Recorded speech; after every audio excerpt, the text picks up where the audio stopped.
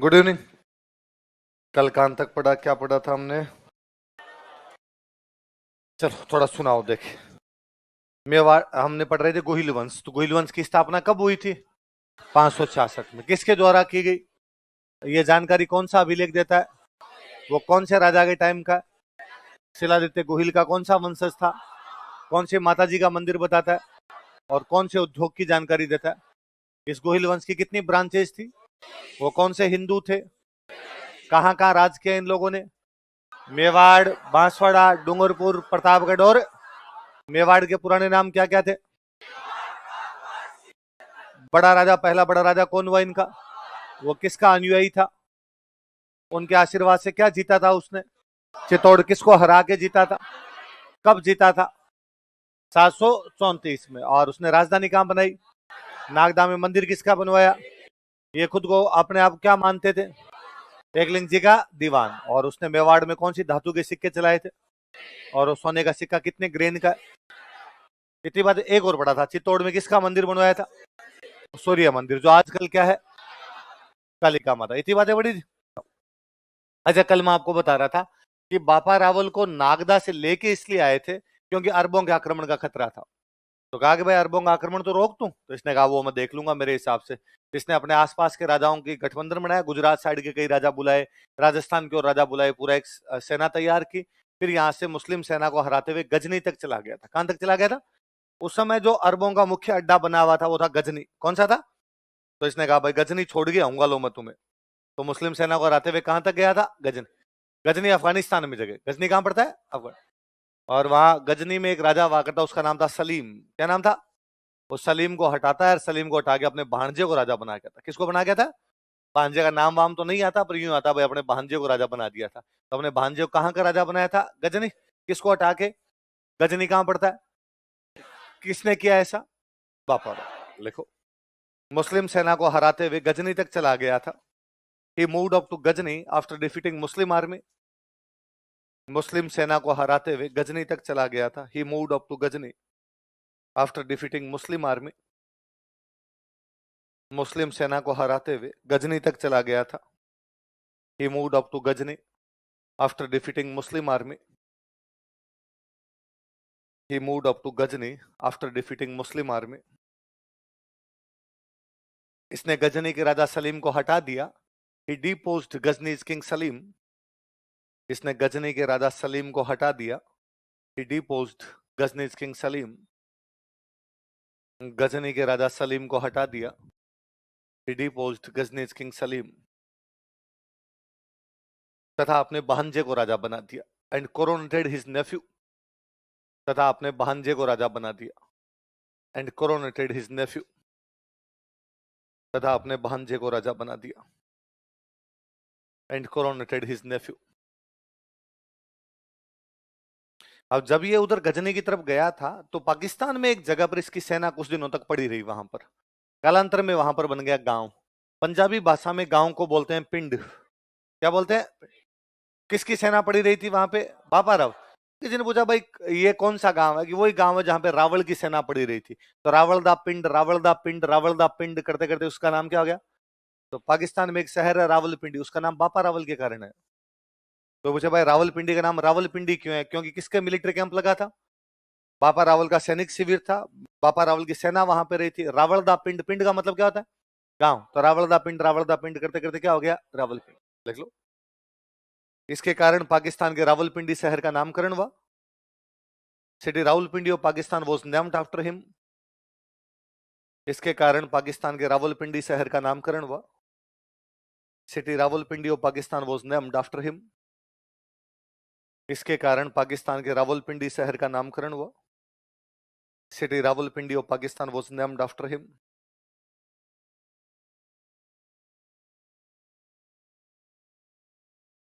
पाकिस्तान के रावलपिंडी शहर का नामकरण हुआ। City Rawalpindi of Pakistan was named after him.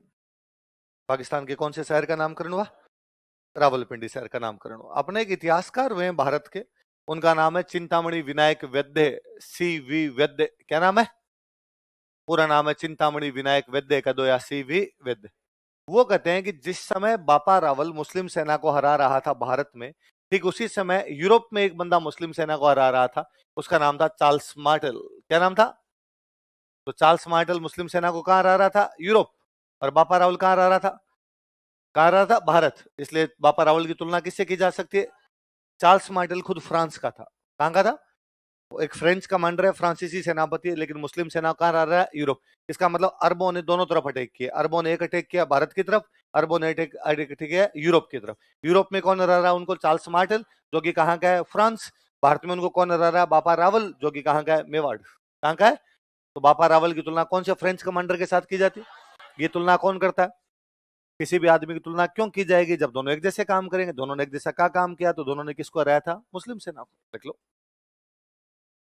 इतिहासकार सीवी वैद्य ने, हिस्टोरियन सीवी वैद्य, इतिहासकार सीवी वैद्य ने, हिस्टोरियन सीवी वैद्य, इतिहासकार सीवी वैद्य ने, हिस्टोरियन सीवी वैद्य, बापा रावल की तुलना फ्रांसीसी सेनापति चार्ल्स मार्टेल से की थी। Compared Bappa Rawal to French commander Charles Martel. Bappa Rawal की तुलना फ्रांसीसी सेनापति चार्ल्स मार्टेल से की थी। Compared Bappa Rawal to French commander Charles Martel. Bappa Rawal की तुलना फ्रांसीसी सेनापति चार्ल्स मार्टेल से की थी। Compared Bappa Rawal to French commander Charles Martel. Bappa Rawal की तुलना फ्रांसीसी सेनापति चार्ल्स मार्टेल से की थी। किससे की थी? Charles Martel. चार्ल्स मार्टेल खुद कहां का था? अब लिखो बापा रावल की उपाधियां, टाइटल्स ऑफ बापा रावल।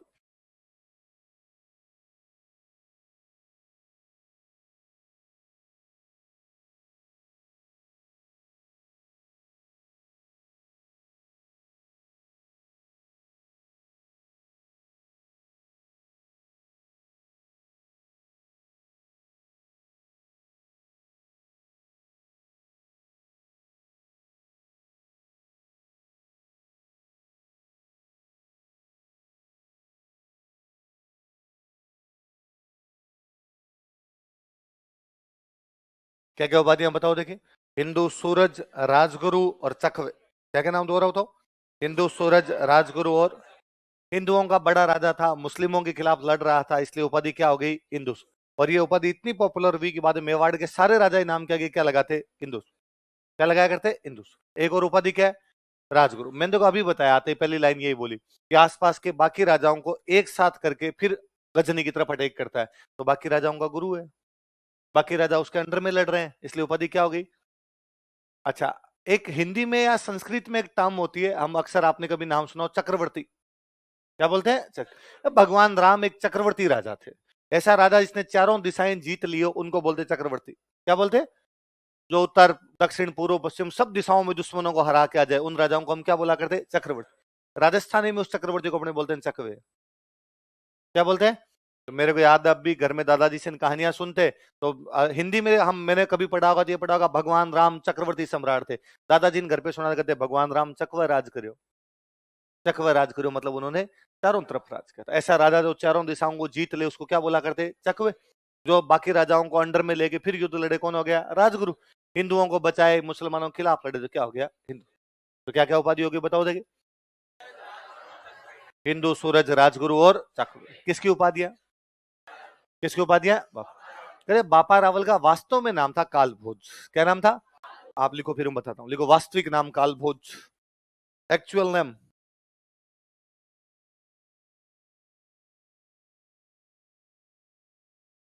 वास्तविक नाम कालभोज। Actual name Kalbhoj. वास्तविक नाम क्या था? अब आपका सवाल होना चाहिए कि सर, जब इसका नाम काल भोज है, तो 2 दिन से क्यों बापा रावल कर रहे हो? काल भोज ही पढ़ा देते। आपने 10 लाइनें लिखवा दी, सारी की सारी बापा रावल के नाम से लिखवाई है, और अब लास्ट में जाके आप करोगे, सब हालात बदल गए, जज्बात बदल गए, और नाम क्या है इस बंदे का?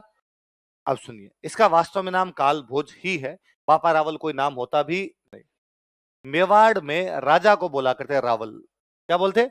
ये अपने राजाओं की उपाधियां थी। कोई राजा रावल लगाता, कोई राणा लगाता, कोई राजा लगाता, कोई राव लगाता, कोई रावत लगाता।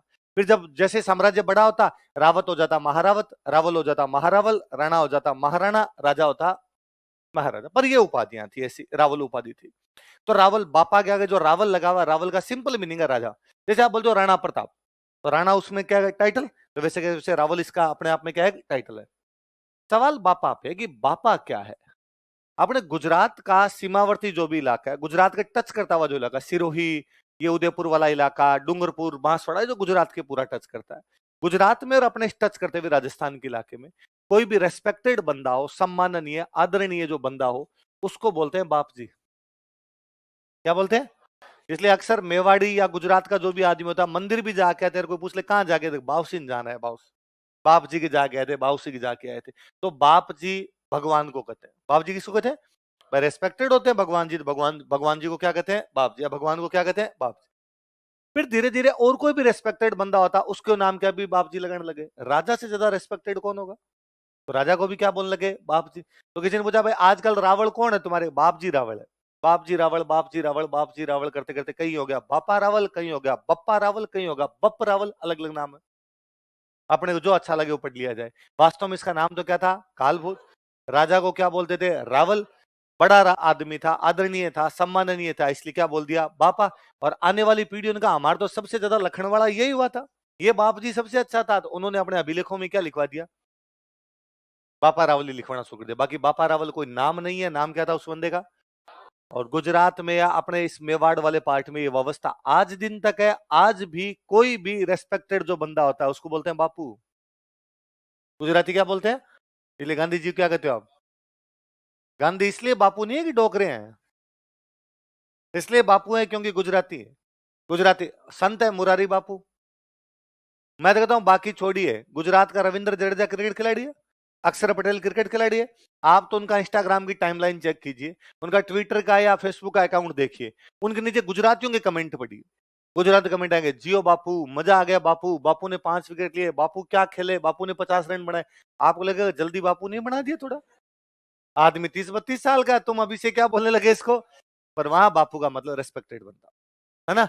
आप में से कोई रेस्पेक्टेड बंदा हो, मैं उसको कहता और बापू, इसका मतलब ये नहीं कि वो बाप बन गया सबका। बापू का मतलब वहां पर केवल सम्मान नहीं आते। तो वैसे वैसे बापू रावल, बाप जी रावल करने शुरू। आगे बात समझो। चलो अगला राजा लिखो।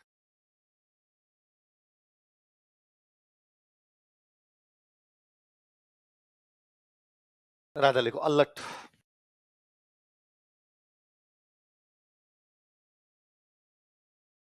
जब भी नया राजा लिखो ना, 3-4 लाइनें छोड़ के लिखना हमेशा। यदि कंजूसी नहीं करनी कि बापा रावल में अल्लट घुसा दो। नाम अल्लट था, पर इसका एक नाम और मिलता है अपने को, आलू रावल। क्या मिलता है? लिख लो, अन्य नाम, अदर नेम आलू रावल। अन्य नाम अदर नेम, तो इसी को आलू रावल कहते हैं, इसी को क्या बोलते हैं? अल्लट। वापस मेरी उसी बात पे आ जाओ। बोले आप, मैंने कह दिया मेवाड़ में राजा को बोलते ही क्या थे? रावल। क्या बोलते? अल्लड़ छोटा रहा होगा तो बचपन में नाम रहा होगा आलू। ये राजस्थान है, यहाँ अपने नाम बिगाड़ के नहीं बोलेंगे तो मतलब ही क्या निकला? तो अल्लड़ बचपन में क्या रहा होगा? आलू। बड़ा होके क्या बन गया? रावल। तो आजकल राहुल कौन बन गया? आलू राहुल बन गया, आलू राहुल बन गया, आलू राहुल बन गया, नाम ही क्या हो गया? बस इतनी सी बात है ना। बाकी मैं क्या पहले तो कई बार लिखवाता ही नहीं था, तो मुझे लगा इसमें क्या लिखवाना है? अल्लट के बचपन नाम आलू रहा होगा और बड़ा होके क्या बन गया? रावल। पर मैं नहीं लिखवाता। फिर कोई स्टूडेंट क्लास में खड़ा होता था, सर एक महत्वपूर्ण फैक्ट खा गए आप, सही जानकारी नहीं दी जा रही है इतिहास में। क्या नहीं पढ़ाया यार? अल्लट का एक और नाम नहीं बताया आपने। फिर मुझे लगता है बता बुतू दूर था। तो एक और नाम क्या था? अलूराला ना। ये वैसे ही है कि अपना बचपन में घर पे कुछ चिंटू मिंटू पिंकू मिंकू नाम रख देते हैं घर वाले, फिर बड़े हो जाते हैं तो भी घर वाले चिंटू मिंटू पिंकू मिंकू ही करते रहते हैं बाद में। तो मुझे हमेशा याद आता है कि यूपी में एक सीएम रहे अपने अखिलेश यादव, समाजवादी पार्टी के राष्ट्रीय अध्यक्ष अभी। तो समाजवादी पार्टी बनाई हुई है मुलायम सिंह जी की। तो मुलायम सिंह जी ने जब पार्टी बनाई तो उनके दोस्त उनके साथ में थे, मुलायम सिंह जी के बेटे अखिलेश यादव। तो जब पार्टी बनाई थी तब अखिलेश यादव टाबर थे, 5वीं 7वीं में पढ़ते होंगे। तो उनके जो पापा के दोस्त है वो घर पे आते, तो अखिलेश यादव का वही नाम लेंगे जो उनका घर पे नाम है। उनका घर का नाम है टीपू। घर का नाम क्या है? टीपू। तो टीपू भाई, टीपू कौन सी क्लास में आ गया? अंकल 9th क्लास में आ गया, वेरी गुड। 8th में कितने नंबर है? और टीपू 11th में क्या सब्जेक्ट ले रहा है? सर क्या कहते? टीपू। अब धीरे धीरे अखिलेश यादव बड़े हो गए, मुलायम सिंह जी ने अखिलेश यादव को बना दिया सीएम। अब अखिलेश जी तो सीएम बन गए, पर बाकी जो मंत्री है वो तो पापा के साथ पड़े। अब पहली मीटिंग सीएम बनने के बाद की पहली मीटिंग, अखिलेश यादव सीएम वाली सीट पे बैठे हैं, उनके जो चाचा जी पापा के दोस्त हैं बाकी जो सीनियर लीडर है वो और कुर्सियों में बैठे हैं, सामने सारे आईएएस बैठे हैं। और पहले दिन मीटिंग बुलाकर भाई सरकार चेंज हो गई है, हमारी सरकार है, हमारे अनुसार काम करना पड़ेगा, कोई दिक्कत हो तो डायरेक्ट हमें बताना, बताओ किस किस डिपार्टमेंट में क्या क्या दिक्कत है। खड़े हुए भाई को स्वास्थ्य विभाग के सचिव खड़े हुए, उन्होंने कहा साहब हेल्थ डिपार्टमेंट में दवाइयों की सप्लाई पूरी नहीं हो रही है, थोड़ा ये देख लीजिए। और जो मंत्री जी थे, वो मंत्री जी अखिलेश यादव के चाचा जी, उन्होंने खड़े होकर टीपू यार वो हेल्थ वाला देख लो यार तुम, और चिंता मत करो सर, टीपू की सरकार है, अपने सारे काम होंगे, घबराने की कोई आवश्यकता। दूसरा वापस खड़ा हो गए, टीपू यार ये इन वाला मामला और देख लो। अब सारे आईएएस हंसे भाई, मुंह भी हाथ लगा लगे, टीपू उनको थोड़ी पता था यार घर पे टीपू कहते हैं इस आदमी को। अखिलेश यादव को खुद को भी शर्म आया, पर यार अपने चाचा को क्या कहते, तो अपने चाचा जी तो अपना जो नाम लेंगे वही लेंगे। फाइनली सीएम खुद खड़े हुए बोलने के लिए, और सीएम अखिलेश यादव खड़े तो उन्होंने कहा कि मेरे चाचाओं, मेरे तमाम मंत्रियों, तमाम आईएएस अधिकारियों, तुम्हें इस बात को याद रखना चाहिए कि टीपू अब सुल्तान बन चुका है। टीपू क्या बन गया? तो अब से मेरे को कोई भी टीपू वैसे कैसे अल्लट ने बड़े हो कहा, आज के बाद किसी ने आलू कह दिया ना देख लेना। पर लोगों ने फिर भी कहा आलू तो आलू ही है, वैसा रावल बन गए तो बन गए, रावल कौन बन गया तो कौन बन गया, आलू। अच्छा, अल्लट या आलू रावल की जानकारियां हमें दो अभिलेखों से मिलती है। कितने अभिलेखों से? तो आपने से कोई पूछ ले अल्लट की जानकारियां कौन कौन से अभिलेखों से मिलती है, लिखो जानकारी के स्रोत, सोर्सेज ऑफ इंफॉर्मेशन, जानकारी के स्रोत, सोर्सेज ऑफ इंफॉर्मेशन।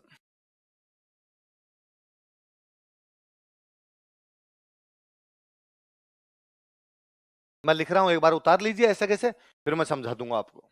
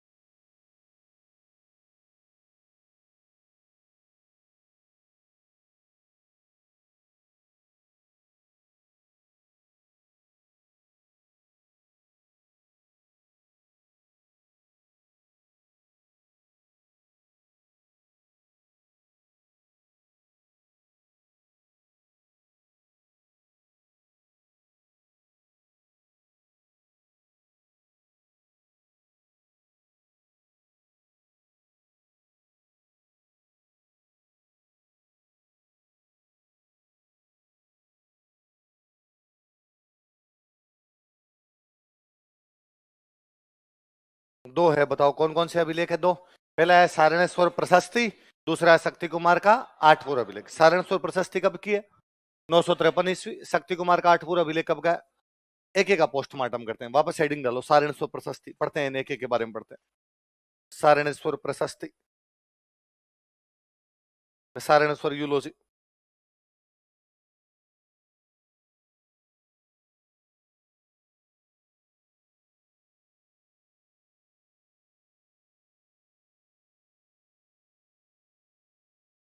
देखो सुनो मेरी बात, पहला शब्द, दो शब्द है, एक है सारणेश्वर, एक क्या लिखा हुआ है प्रशस्ति। मैं पहले दूसरे पे जाता हूं, प्रशस्ति पे जाता हूं, याद रखना आगे खूब जगह काम आएगी। अभिलेख का तो सिंपल सा मीनिंग होता है लिखना, कुछ भी लिखा हुआ है उसको क्या बोल सकते हो, आपका रजिस्टर अभिलेख है, आपने रजिस्टर में लिख लिया, इसको रजिस्टर लेख बोल दो। पत्थरों पे लिखते इसलिए बोलते शिलालेख। क्या बोलते? शिला मतलब पत्थर, रोक, रोक एडिक्ट बोल दिया करते। लंबा पत्थर होता बोलते स्तंभ लेख, पिलर एडिक्ट। किसी गुफा में लिखते बोलते गुफा लेख, तांबे पे लिखते बोलते तांबा लेख, सोने पे लिखते बोलते सोना लेख, चांदी पे लिखते बोलते रजत लेख। रजत बोलते हैं चांदी को, रजत। तो जिसमें लिखा जाए उसके अनुसार लेख हो जाता है, इसमें तो कोई चिंता वाली बात नहीं। ऐसे अभिलेख जिनमें राजाओं की प्रशंसा की जाती है, ऐसे अभिलेख जिनमें राजाओं की, उनको बोलते हैं प्रशस्ति। क्या बोलते हैं? तो प्रशस्ति का सिंपल सा मीनिंग है प्रशंसा। क्या मतलब है? जहां प्रेज किया जाए किंग को, उनकी उपलब्धियां बताया जाए, फलाना जी ने ये कर दिया, ये कर दिया, ये कर दिया, इसका मतलब उसकी आप प्रशंसा कर रहे हो, इसका मतलब उस अभिलेख को क्या बोल देंगे अपने, क्या बोल देंगे? प्रशस्ति। जो सारणेश्वर प्रशस्ति का मतलब इसमें राजा की क्या की हुई है? प्रशंसा। किसकी क्या की हुई वो पढ़ लेंगे, पर इसका सिंपल सा मीनिंग ये तो हुआ कि क्या की गई इसमें? प्रशंसा। अब पहले वाला शब्द पर, पहले क्या लिखा हुआ है? जिनके पीछे भी स्वर लगे, इसका मतलब वो शिव जी का मंदिर है। इसका मतलब है जिनके पीछे भी ये लगा हुआ है, इसका मतलब किसका मंदिर है? और मत कहूंगा आज के बाद आप जयपुर में जब भी कोई शिव जी भगवान का मंदिर देखो, उसके नाम नोटिस कीजिए। जयपुर में झारखंड मोड़ नाम की जगह, वहां पे शिव जी का मंदिर है, इसलिए नाम है झारखंडेश्वर महादेव। क्या नाम है? रोजगार कार्यालय के पास शिव जी का मंदिर है, नाम है रोजगारेश्वर महादेव। थाने के बाहर शिव जी का मंदिर है थानेश्वर महादेव। रेलवे स्टेशन के बाहर शिव जी का मंदिर है रिलेश्वर महादेव। बिजली के तार के नीचे शिव जी का मंदिर है करंटेश्वर महादेव। मंदिर है एग्जैक्टली, मैंने नाम लिए सारे जयपुर के मंदिर है, सारे के सारे जयपुर में शिव जी के मंदिर बने। तो शिव जी के मंदिर का मतलब पीछे क्या लगा हुआ है? तो जिनमें पीछे ईश्वर लगा हुआ इसका मतलब मंदिर किसका है? याद रह जाएगी बात, स्वर लगा इसका मतलब मंदिर किसका है? शिव जी। सारणेश्वर अब अलग अलग वहां पर कुछ इस प्रकार की चीज रही होगी इसलिए नाम क्या कर दिया इसका? सारणेश्वर। ये वास्तव में सारणेश्वर मंदिर उदयपुर में एक शिव जी का मंदिर है। कहां पर है? उदयपुर। उदयपुर की उसी मेवाड़ क्षेत्र की बात की जा रही है। तो सारणेश्वर मंदिर पर अभिलेख लगा हुआ इसलिए उसका नाम क्या हो गया? सारणेश्वर। क्या नाम हो गया? सर। कौन से राजा के बारे में जानकारी दे रही? अलर्ट। किसके बारे में जान रही? प्रशस्ति। इसका मतलब क्या कर रही है अलर्ट की? अब क्या क्या जानकारी देती है? तो अब इसमें डैश लगा दो आगे, अपने इसमें लिखते हैं। एक उदयपुर में एक जगह पड़ती है, जगह का नाम है आहड़। क्या नाम है? एक तो इस प्रशस्ति से यह पता चलता है कि अल्लट ने आहड़ को अपनी दूसरी राजधानी बना लिया। पहली राजधानी कौन सी? नागदा। दूसरी कौन सी? एक नंबर लगा के लिखो। अल्लट ने आहड़ को दूसरी राजधानी बनाया। Allat made Ahar second capital. Ahar Udaipur में एक जगह।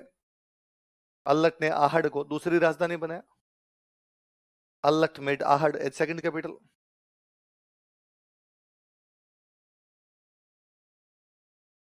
अल्लट ने आहड़ को क्या बनाया? दूसरी राजधानी। अच्छा, आपके दिमाग में आएगा कि सर ऐसे क्यों बना लिया? जब नागदा राजधानी है तो फिर सेकंड राजधानी इसको क्यों बना लिया? आप इस बात को यूं समझ लीजिए कि मैं आज आपसे कहूं कि भारत की राजधानी कौन सी है तो आप मेरे को सर दिल्ली, पर मैं कहूं यार 65% का हिसाब किताब आर्थिक काम कहां था? बॉम्बे। इसका मतलब आर्थिक राजधानी अपनी एक प्रकार से बॉम्बे, और पॉलिटिकल कैपिटल राजनीतिक राजधानी वो कहां से है अपने? हमने घोषित नहीं कर रखी पर है तो ये। आज भी शेयर मार्केट पूरा कहां से होता है? बॉम्बे। और भी 65% का जो भी हो कहां से होता है? बॉम्बे। दिल्ली में नहीं होता 65% वाला काम, तो वो अपना इकोनॉमिक है, ये अपना कौन सा है? पॉलिटिकल। सेम ऐसे उस समय की जो अपने पॉलिटिकल कैपिटल है वो तो है नागदा, उस समय की जो इकोनॉमिक कैपिटल है वो कौन सी है आपकी? इसका मतलब है आहड़ में 65% है। इसका मतलब आहड़ एक व्यापारिक केंद्र है। आहड़ कैसा है? मैं आगे वापस पूछूंगा तब याद रखना कि आहड़ कैसा है कि व्यापारिक। तो राजा को लगता है कि यदि यहाँ के व्यापार पे कंट्रोल करना है तो यहाँ पे बंदे बिठाने पड़ेंगे भाई साहब, वरना यहाँ का टैक्स कैसे लेंगे भाई? जहां पे व्यापार ज्यादा है वहां पे टैक्स कम होगा ज्यादा। हर राजा टैक्स ज्यादा लेना चाहेगा कम, क्योंकि ज्यादा टैक्स तो सेना बड़ी, सेना बड़ी तो साम्राज्य का विस्तार ज्यादा अपने आप के अंदर। तो राजा को लगता है आहड़ वो कंट्रोल करना है, तो आहड़ कंट्रोल करने के लिए क्या करो? एक बंदा यहीं बिठा दो, इनकी छाती पे बिठाओ भाई साहब, पूरा टैक्स मेरे पास आना चाहिए, 1 रुपए का भी टैक्स इधर उधर जाना नहीं चाहिए। एक किसी राजकुमार को उधर बिठा दिया तो वो क्या हो गया अपने आप में? राजधानी। मुख्य राजधानी तो अभी भी कौन सी है? एक सेंटर और डेवलप कर लिया, कौन सा है? नागदा राजधानी तो हमने पढ़ा, बापा राव ने नागदा में कौन सा मंदिर बनवाया? एकलिंग जी। आहड़ को भी राजधानी बना रहे थे, यहाँ भी मंदिर मंदिर बनवाओ, थोड़ा बहुत लगना चाहिए राजधानी है। तो वहां का शिव जी का बना दिया था, यहाँ विष्णु जी का बना देते हैं। तो विष्णु जी का मंदिर बनाया, भगवान विष्णु का एक अवतार माना जाता है वराह। कौन सा अवतार है? वराह। वैसे वराह का मतलब होता है सुअर। वराह का मतलब क्या होता है? अपने जब हिंदू अवतार पढ़ते हैं तब हम पढ़ते हैं कि एक बार धरती पर जल प्रलय होने वाली थी, धरती पूरी डूबने वाली थी, तब भगवान विष्णु वराह का रूप धारण करके आए। किसका रूप धारण करके? और उन्होंने पृथ्वी को अपने हथेली पर उठा लिया, पृथ्वी को बचा लिया, बाकी सब कुछ जलमग्न हो गया। इसलिए कभी ऐसी फोटो देखो जिसमें भगवान विष्णु सूर्य जैसी सूअर जैसी शक्ल है और अपने हथेली के ऊपर पृथ्वी को रखे हुए, इसका मतलब कौन सा अवतार है? तो वराह अवतार मतलब कहते हैं किसका मंदिर है?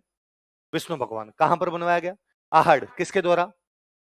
देख लो, आहड़ में वराह मंदिर का निर्माण करवाया।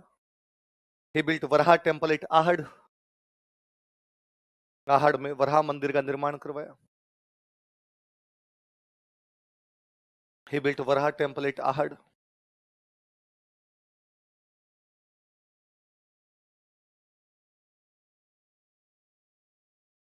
किसका निर्माण करवाया? वराह मंदिर का निर्माण करवाया। अच्छा, अब मुझे बताओ, जब इसको राजधानी बना दिया तो यहाँ पे अधिकारी कम चाहिए ज्यादा चाहिए? तो अधिकारियों के नाम लिखे हमने, कौन कौन से अधिकारी वहां पर बनाए? जैसे आप अधिकारी बनोगे सारे के सारे। आज जो अपने अधिकारियों वाली व्यवस्था होती है, इसके लिए एक टर्म यूज में ली जाती है, उसको बोलते हैं नौकरशाही। क्या बोलते हैं? इंग्लिश वाला शब्द ज्यादा अच्छा है, ब्यूरोक्रेसी। क्या बोलते हैं? देखो वैसे, देखो एक शब्द है इसमें, क्रेसी। क्या शब्द है? इसका मतलब होता है शासन। क्या मतलब होता है? एक आदमी राज करे तो कहते हैं ऑटोक्रेसी। ऑटो मतलब एक, या मोनोक्रेसी कहते हैं एक आदमी राज कर रहा है तो हम उसको क्या कहते हैं? ऑटोक्रेसी, एक आदमी राज। जनता राज करे, जनता को बोलते हैं डेमो। क्रेसी का मतलब शासन, तो उसको क्या बोलते थे? डेमोक्रेसी। ब्यूरो का मतलब होता है मेज। ब्यूरो का मतलब क्या होता है? जब मेज पर बैठ के कोई राज करे उसको क्या बोलते हैं? अधिकारी आप बनोगे तो आप मेज कुर्सी मेज लेके वहां पर कागजों पे साइन करोगे, फावड़ा लेके नरेगा पे जाओगे? कुर्सी मेज लेके राज करोगे, इसलिए आप सारे ब्यूरोक्रेसी में जाओगे। किस में जाओगे? इसलिए आप कहलाओगे ब्यूरोक्रेट। क्या कहलाओगे? तो पुराना लैटिन भाषा का शब्द था ब्यूरोक्रेसी, अपन ने उसका हिंदी में बना दिया नौकरशाही। क्या बना दिया भाई? अपने का होते तो सारे सरकार के नौकर है, फोर्थ ग्रेड है वो भी सरकार का नौकर, और आईएएस है वो भी सरकार का। पर हमने कहा साहब नौकर नौकर में फर्क होता है सर, फोर्थ ग्रेड वाला नौकर ही है, इधर वाला नौकरों का बादशाह है, नौकरों का शाह है, इसलिए उसको क्या कह दिया जाए? इसलिए आप सारे क्या बनोगे? नौकरशाह। क्या क्या बनोगे? सारे के सारे नौकरशाह बनोगे, इसलिए आपकी व्यवस्था क्या कहलाएगी? या इंग्लिश में क्या बोलेंगे? तो आहड़ में यदि आप जैसे अधिकारी लगाए, इसका मतलब आहड़ में किसकी शुरुआत की गई? है ना? आप प्रशासनिक व्यवस्था बोल सकते हो, एडमिनिस्ट्रेटिव सिस्टम बोल सकते हो, नौकरशाही बोल सकते हो, या ब्यूरोक्रेसी बोल सकते हो। तो 3 नंबर लिख लो।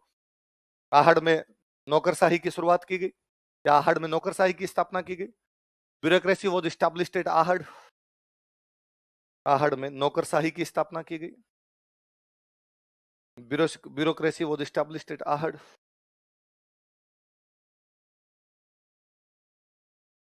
आहड़ में नौकरशाही की स्थापना की गई। Bureaucracy was established eight Ahar. अब ब्यूरोक्रेसी का मतलब क्या? अधिकारी बनाए, तो कौन कौन से अधिकारी बनाए? इसी में बिना नंबर चेंज के इसी के अंदर अपने लिखेंगे। मैं एक लिस्ट बना रहा हूं, आप लिख लीजिए, फिर मैं अधिकारी बता दूंगा कौन कौन से हो। इसी में आप लिखिए, मैं 4-5 नाम लिख रहा हूं।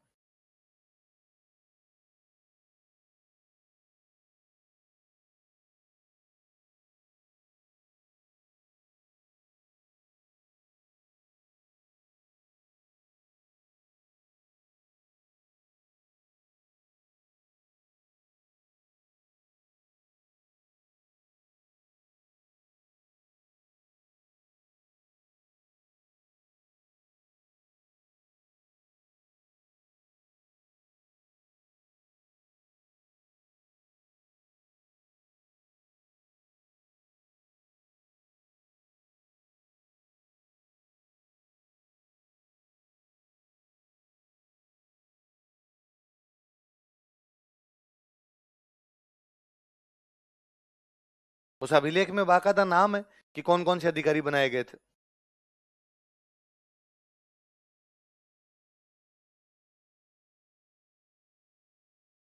मैंने ऊपर से नीचे लिखे ना, तो ऊपर से नीचे लिख, क्योंकि मैं इनके आगे और लिखूंगा, फिर वो कहां लिखेगा? कंजूस बन रहा है, एक लाइन में सलटा दूं सबको।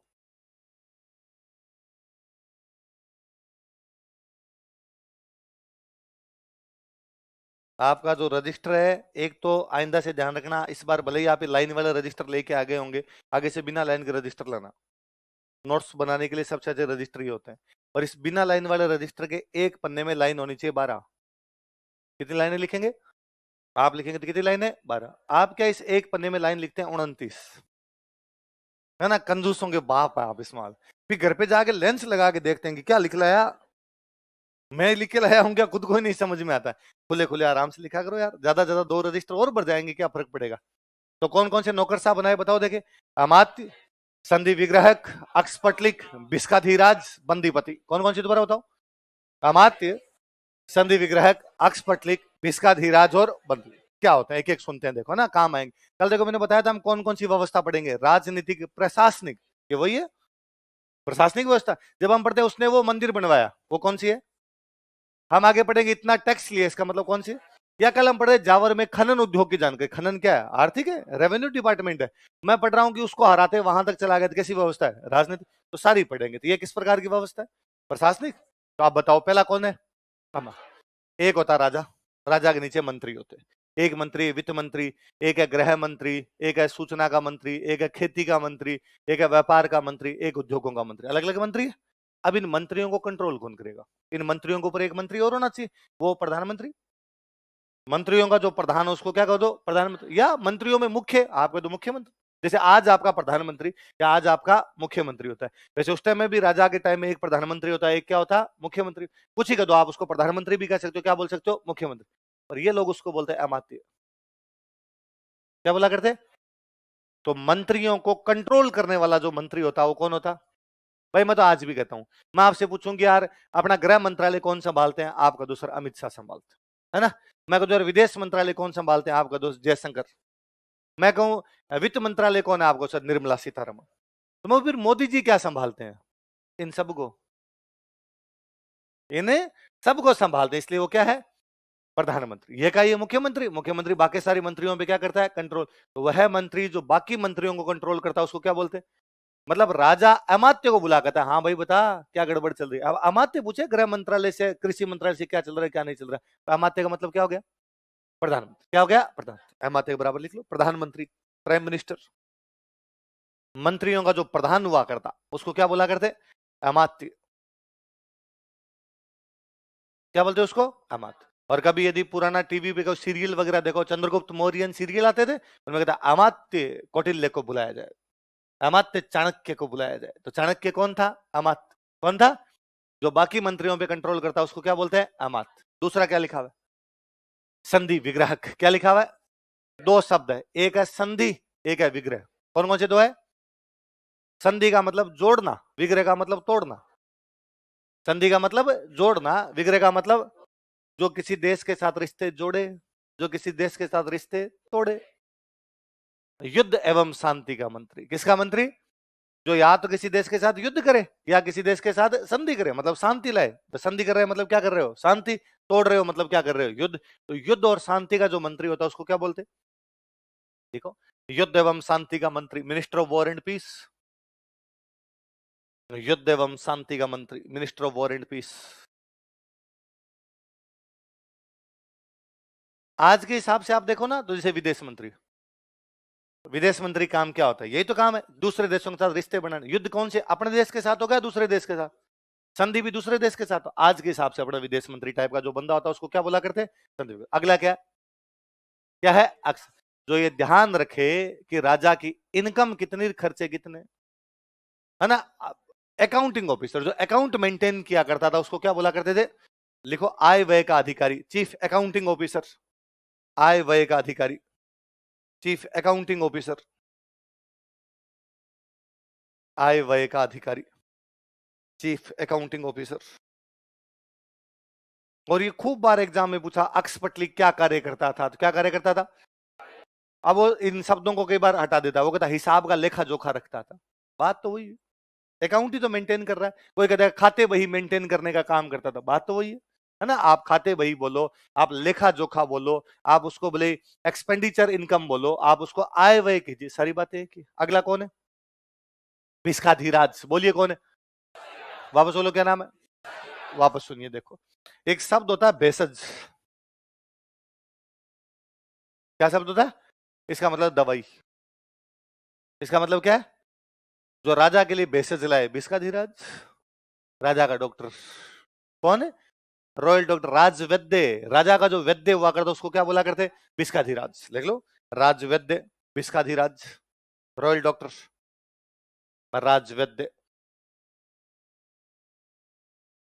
आप इस बार को डॉक्टर साहब के पास दवाई लेने के लिए जाओ, आप जाकर ना है भिस्खाधीराज। अरे अरे अरे क्या बोल दिया, क्या बोल दिया, छोड़ो। क्योंकि आप जब उसको भिस्खाधीराज कहोगे इसका मतलब आप भी तो राजा हो। भाई राजा का डॉक्टर होता है वो, क्या वो कहते हैं उसको।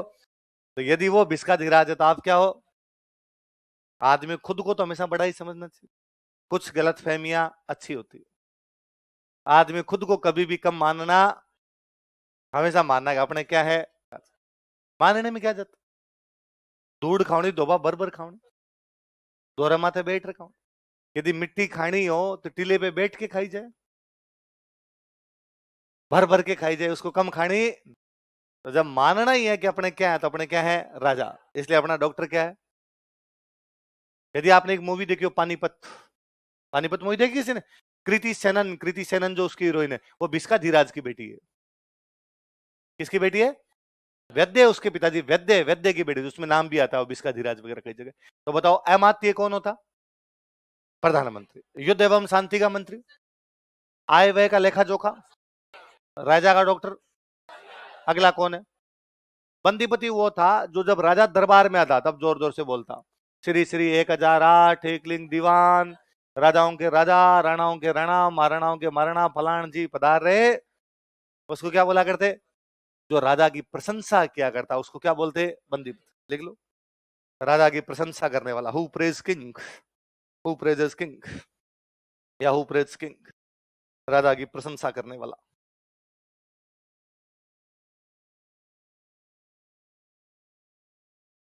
उदयपुर में सारणेश्वर मंदिर में लगा हुआ एक अभिलेख, जिसको हम सारणेश्वर प्रशस्ति कहते हैं, जो कि 953 ईस्वी का है, हमें बताता है कि अल्लट ने दूसरी राजधानी कहां बना ली? आहड़। वहां किसका मंदिर बनवाया? वराह। वराह कौन से भगवान जी कहते हैं? और वहां पर किसकी स्थापना की? नौकरशाही। कौन कौन से नौकरशाह बनाए? अमात्य किसको कहते हैं? संधि विग्रह, अक्षपटलिक, बिस्काधिराज, बंदीपति, है ना। अब कोई एक तो सिंपल सवाल ये पूछ सकता है, बिस्काधिराज किसे कहते थे? अक्षपटली का अर्थ क्या होता है? युद्ध एवं शांति का मंत्री क्या कहलाता था? राजा की प्रशंसा करने वाला क्या कहलाता था? या कभी ये पूछ ले कि मेवाड़ की प्रशासनिक व्यवस्था की जानकारी कौन सा अभिलेख देता है? कोई ये पूछ ले कि सारणसो प्रशस्ति के अनुसार मेवाड़ में नौकरशाही की स्थापना आहड़ से की गई थी, ये शुरुआत किसने की? किसने की? अलग। अच्छा मुझे वापस बताओ, आहड़ को क्यों बनाया गया दूसरी राजधानी? व्यापारिक केंद्र क्या है, तो टैक्स ज्यादा मिलेंगे कम। इसमें लिखा हुआ है प्रशस्ति में कितना कितना टैक्स है, किस चीज पे कितना कितना टैक्स ले रहे हैं। तो मेवाड़ की कर व्यवस्था की जानकारी भी कोई अभिलेख दे रहा है तो कौन सा दे रहा है? एक और लिख लो, कर व्यवस्था, टैक्सेशन सिस्टम। 4 नंबर और लिख लो, कर व्यवस्था, टैक्सेशन सिस्टम।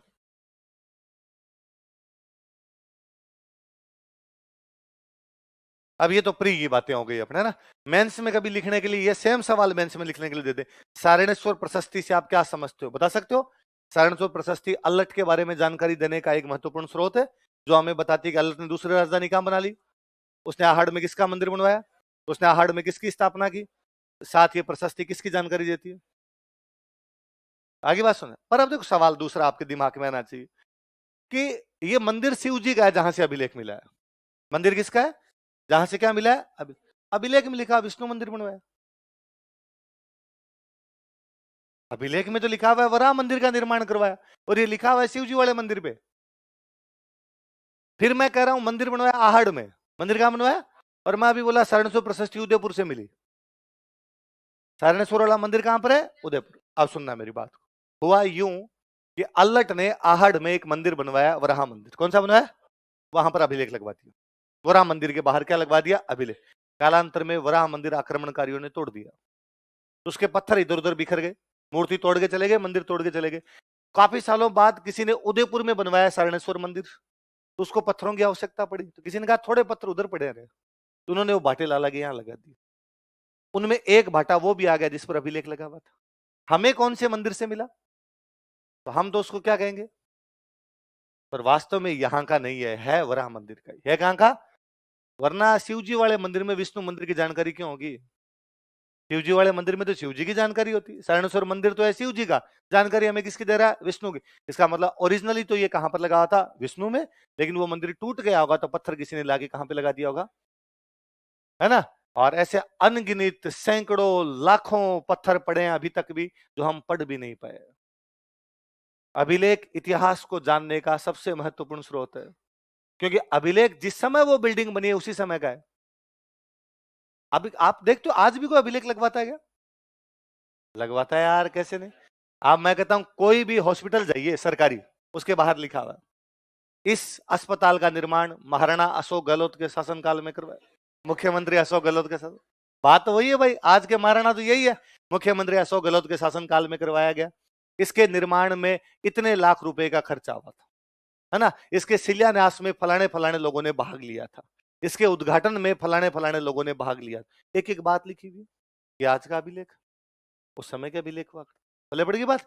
तो अब मान लो आज वो हॉस्पिटल वाला आपने पढ़ते तो पता चलता ना कौन से मुख्यमंत्री के टाइम का, उस समय कौन कौन मंत्री थे। अब मान लो इस हॉस्पिटल का ये जो आगे जो सूचना पट जो लगा हुआ, नोटिस बोर्ड लगा हुआ है, आज के 200 साल बाद कोई देखेगा, उसके पास तो अशोक गहलोत के बारे में जानने का साधन है ना। वो तो कहेगा ना अशोक गहलोत नाम का कोई यहां पर एक मुख्यमंत्री हुआ था, और उस मुख्यमंत्री ने यहां पर किसका निर्माण करवाया, उस दिन वो हिस्ट्री होगी, बीत चुका वो इतिहास है। आज के 200 साल अभी भी तो अपने पढ़ते हैं ना, सबसे कम समय तक रहने वाला मुख्यमंत्री कौन था, सबसे अधिक समय तक रहने वाला मुख्यमंत्री कौन है, तो कल को ये पढ़ेंगे फलाना अस्पताल कौन से मुख्यमंत्री ने बनवाया था। ये भी तो इतिहास होगा ना अपना, जो बीत जाता है वो धीरे धीरे क्या हो जाता है इतिहास। इसलिए आज भी अभिलेख लगवाते हैं। इसलिए अभिलेख इतिहास को जानने का सबसे अच्छा सोर्स है, क्योंकि वो उसी टाइम लगवाया गया जब वो बिल्डिंग बनी, वो ज्यादातर उसी टाइम लगवाया गया जब वो राजा था। अच्छा, इतिहास को जानने का एक सोर्स होती है किताबें। क्या होती है? किताब। पर किताबों में एक लोचा है। किताबों में हो सकता है कि आज एक राजा है, उसके 300 साल बाद उस पर किसी ने किताब लिखी। कितने साल बाद? 300 साल बाद कई नमक मिर्च लग जाएंगे, बातें इधर की उधर हो जाती है। इसलिए किताबों में एग्जेजरेशन होता है, किताबों में अतिशयोक्ति होती है, किताबों में बातें कुछ बढ़ा चढ़ा के लिख दी जाती है। अभिलेखों में नहीं है।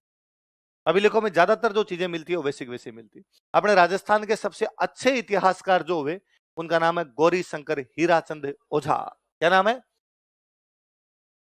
मतलब ओझा जी ने जब अपना इतिहास, अपने जो विडंबना है जी, बदकिस्मती है कि ओझा जी का निधन उस साल हो गया, ओझा जी की डेथ उस साल हो गई जब देश आजाद हुआ।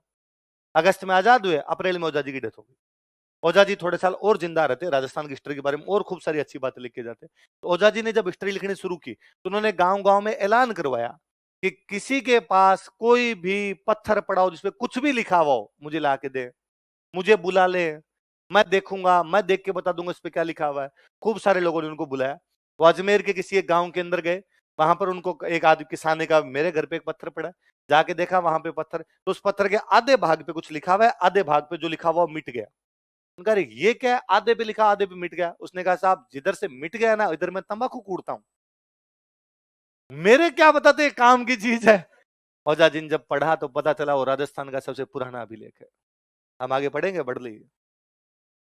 यदि वो तंबाकू कूटने वाला आदमी वो ना बताए तो हमें पता भी नहीं चलता कि राजस्थान का पुराना अभिलेख है। और वो तो मिल गया, क्या पता उससे भी पुराना हो जो नहीं मिला है। मैं कह रहा हूं आज भी लाखों की संख्या में अभिलेख है।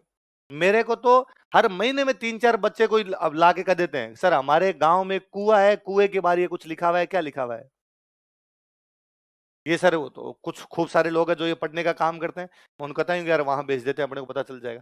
भले अब तक अपने को मेरे को किसी ने ला के दिया वो कोई 1760 का हो सकता है, वो 1820 का हो सकता है तो सही। क्या पता किसी गांव में ऐसा भी हो जो 872 का हो, किसी गांव में हो जो 437 का हो, किसी गांव में हो जो उससे भी 1000 साल पुराना जा रहा हो। लिखने की प्रक्रिया तो बहुत पुरानी है। इसलिए अभिलेख बहुत अच्छी जानकारियां देते हैं। तो यहां पर आपके दिमाग में सवाल उठने चाहिए। ये अभिलेख लगा हुआ है शिव जी के मंदिर में, जानकारी दे रहा है विष्णु जी की, इसका मतलब अभिलेख लगा तो विष्णु जी के मंदिर में था, वो मंदिर टूट गया होगा, पत्थर इधर से उधर हो जाते हैं तो मंदिर कौन सा आ गया वो। अरे बात समझ। दो बताए मैंने, एक बताया सारणसुर प्रशस्ति, एक बताया शक्ति कुमार का, वापस हेडिंग डालो, शक्ति कुमार का आठपुर अभिलेख, उसके बारे में पढ़ते हैं।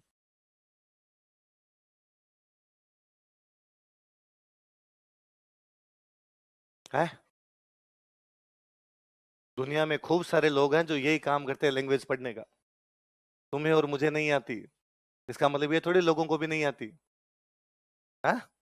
है ना, खूब सारे लोगों का काम यही है लैंग्वेज पढ़ना। और संस्कृत में मिलते हैं, राजस्थानी में मिलते हैं। भाई ये तो है नहीं कि लैंग्वेज वो इशारों में कोई बात करते थे, इसी का कुछ थोड़ा सा अलग रूप रहा होगा। और खूब विद्वान है जिनका काम यही है।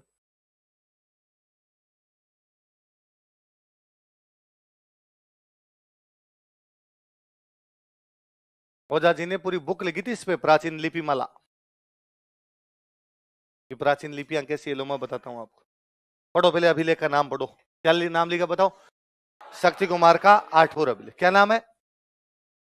आठपुर अभिलेख कब का है? अल्लट के टाइम का नहीं, अल्लट के टाइम का तो वो सारणेश्वर वाला जिसमें पता चल रहा है। ये अल्लट के बाद में 2-3 पीढ़ी बाद में एक राजा बनता है, उस राजा का नाम है शक्ति कुमार। क्या नाम है? उसने अभिलेख लगवाया, इसलिए क्या बोलते हैं शक्ति कुमार का अभिलेख। कहां पे लगवाया? आठपुर, आहड़ का ही नाम है। आहड़ का नाम क्या है? इसलिए आहड़ उनकी मुख्य जगह है।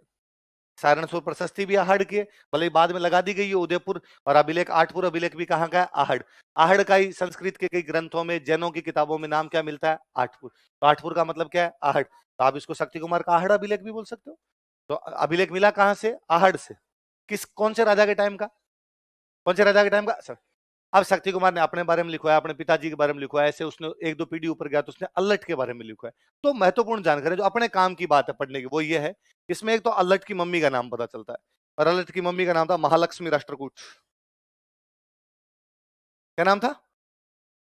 लिख लो, डैश लगाओ इसके आगे, फिर नीचे लिख लो अपने।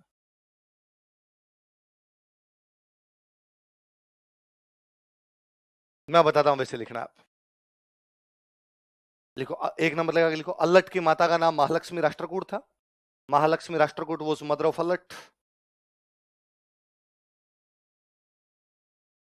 अल्लट की माता का नाम महालक्ष्मी राष्ट्रकूट था। Mahalakshmi Rashtrakuta was mother of Allat. एक जानकारी तो यह है इसमें कि अल्लट की मम्मी का नाम क्या था? महालक्ष्मी राष्ट्र। एक जानकारी यह है कि अल्लट की एक हूण रानी थी। कौन से वंश की रानी थी? हूण। हूण वंश की एक रानी थी और उस रानी का नाम था हरिया देवी। क्या नाम था? क्या नाम था रानी का? हरिया। उस हरिया देवी ने एक गांव बसाया था, इस गांव का नाम था हर्षपुर। क्या नाम था? कौन सी रानी ने? हरिया देवी। कौन से वंश की है? किसकी रानी है? अल्लट। क्या बसाया उसने? लिखो, 2 नंबर लगा के लिखो, फिर मैं दोनों समझाता हूं। अल्लट की हूण रानी हरिया देवी ने, अल्लट हूण क्वीन हरिया देवी, अल्लट हूण क्वीन हरिया देवी, अल्लट की हूण रानी हरिया देवी ने, अल्लट हूण क्वीन हरिया देवी,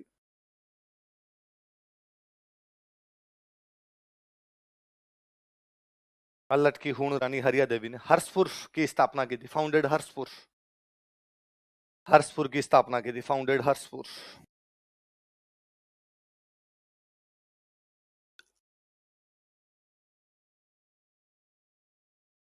किसकी स्थापना की थी? हर्ष। अब देखो सुनो, आपका सवाल यह भी उठता है कि सर किसी की मम्मी का नाम और किसी की रानी का नाम ये महत्वपूर्ण थोड़ी है, और यदि मम्मी और रानी के नाम भी महत्वपूर्ण है तो फिर बापा रावल की भी बताओ, फिर सर गोहिल की भी बता दो। गोहिल की मम्मी कौन थी, गोहिल की रानी कौन थी? और यदि सर ऐसे मम्मियों और रानियों के नाम याद करते हैं तो फिर तैयारी छोड़ ही देते हैं सर। हर वंश में 20 एक राजा तो पढ़ने पड़ेंगे, तो उनके 20 की मम्मियां और 20 की रानियां करनी पड़ेगी याद। अरे आज हमसे तो आज होंगे न? फिर हमने बापा रावल गोहिल कितनी पढ़ी, इसकी क्यों पढ़ी? कारण है देखो, मम्मी का नाम क्या है? महालक्ष्मी राष्ट्रकूट। क्या नाम है? राष्ट्रकूट कर्नाटक के थे। राष्ट्रकूट कहां के थे?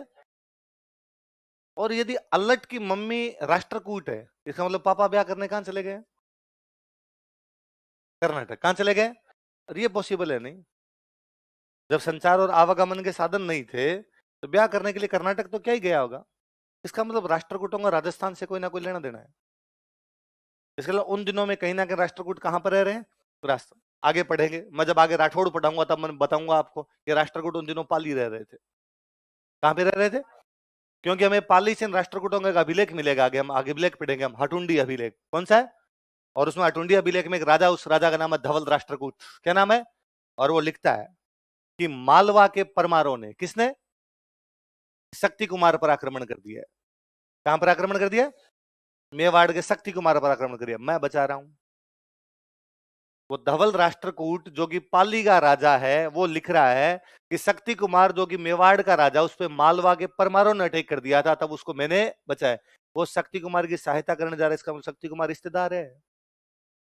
शक्ति कुमार क्या है? इसका मतलब उसकी बहन या भुआ रही होगी महालक्ष्मी, जिसकी शादी उधर की होगी। इसे पता चलता है कि राष्ट्रकूट भले ही साउथ इंडिया गए थे पर उनका राजस्थान से कोई ना कोई लेना देना। अपने एक तो ये नई बात पता चलती है। फिर दूसरा, उसकी रानी का नाम क्या है? हरिया देवी। कौन से वंश की है? हूण तो भाई साहब थे ही मध्य एशिया के। हूण कहां के थे? एक ईरान से पार के पड़े थे, ईरान से आगे के थे। तो क्या अल्लट यूं ईरान गया था ब्याह करने के लिए? हम कहते ना, हूण इधर आ गए थे, हूण इंडिया की तरफ आ गए। फिर हम कहते फिर भी क्या बड़ी बात है, उस समय माइग्रेशन हुआ करता था, इधर वाले इधर जाते, उधर वाले इधर आ गए होंगे, ब्याह भी कर लिया होगा, हम क्यों पढ़े सर उसमें?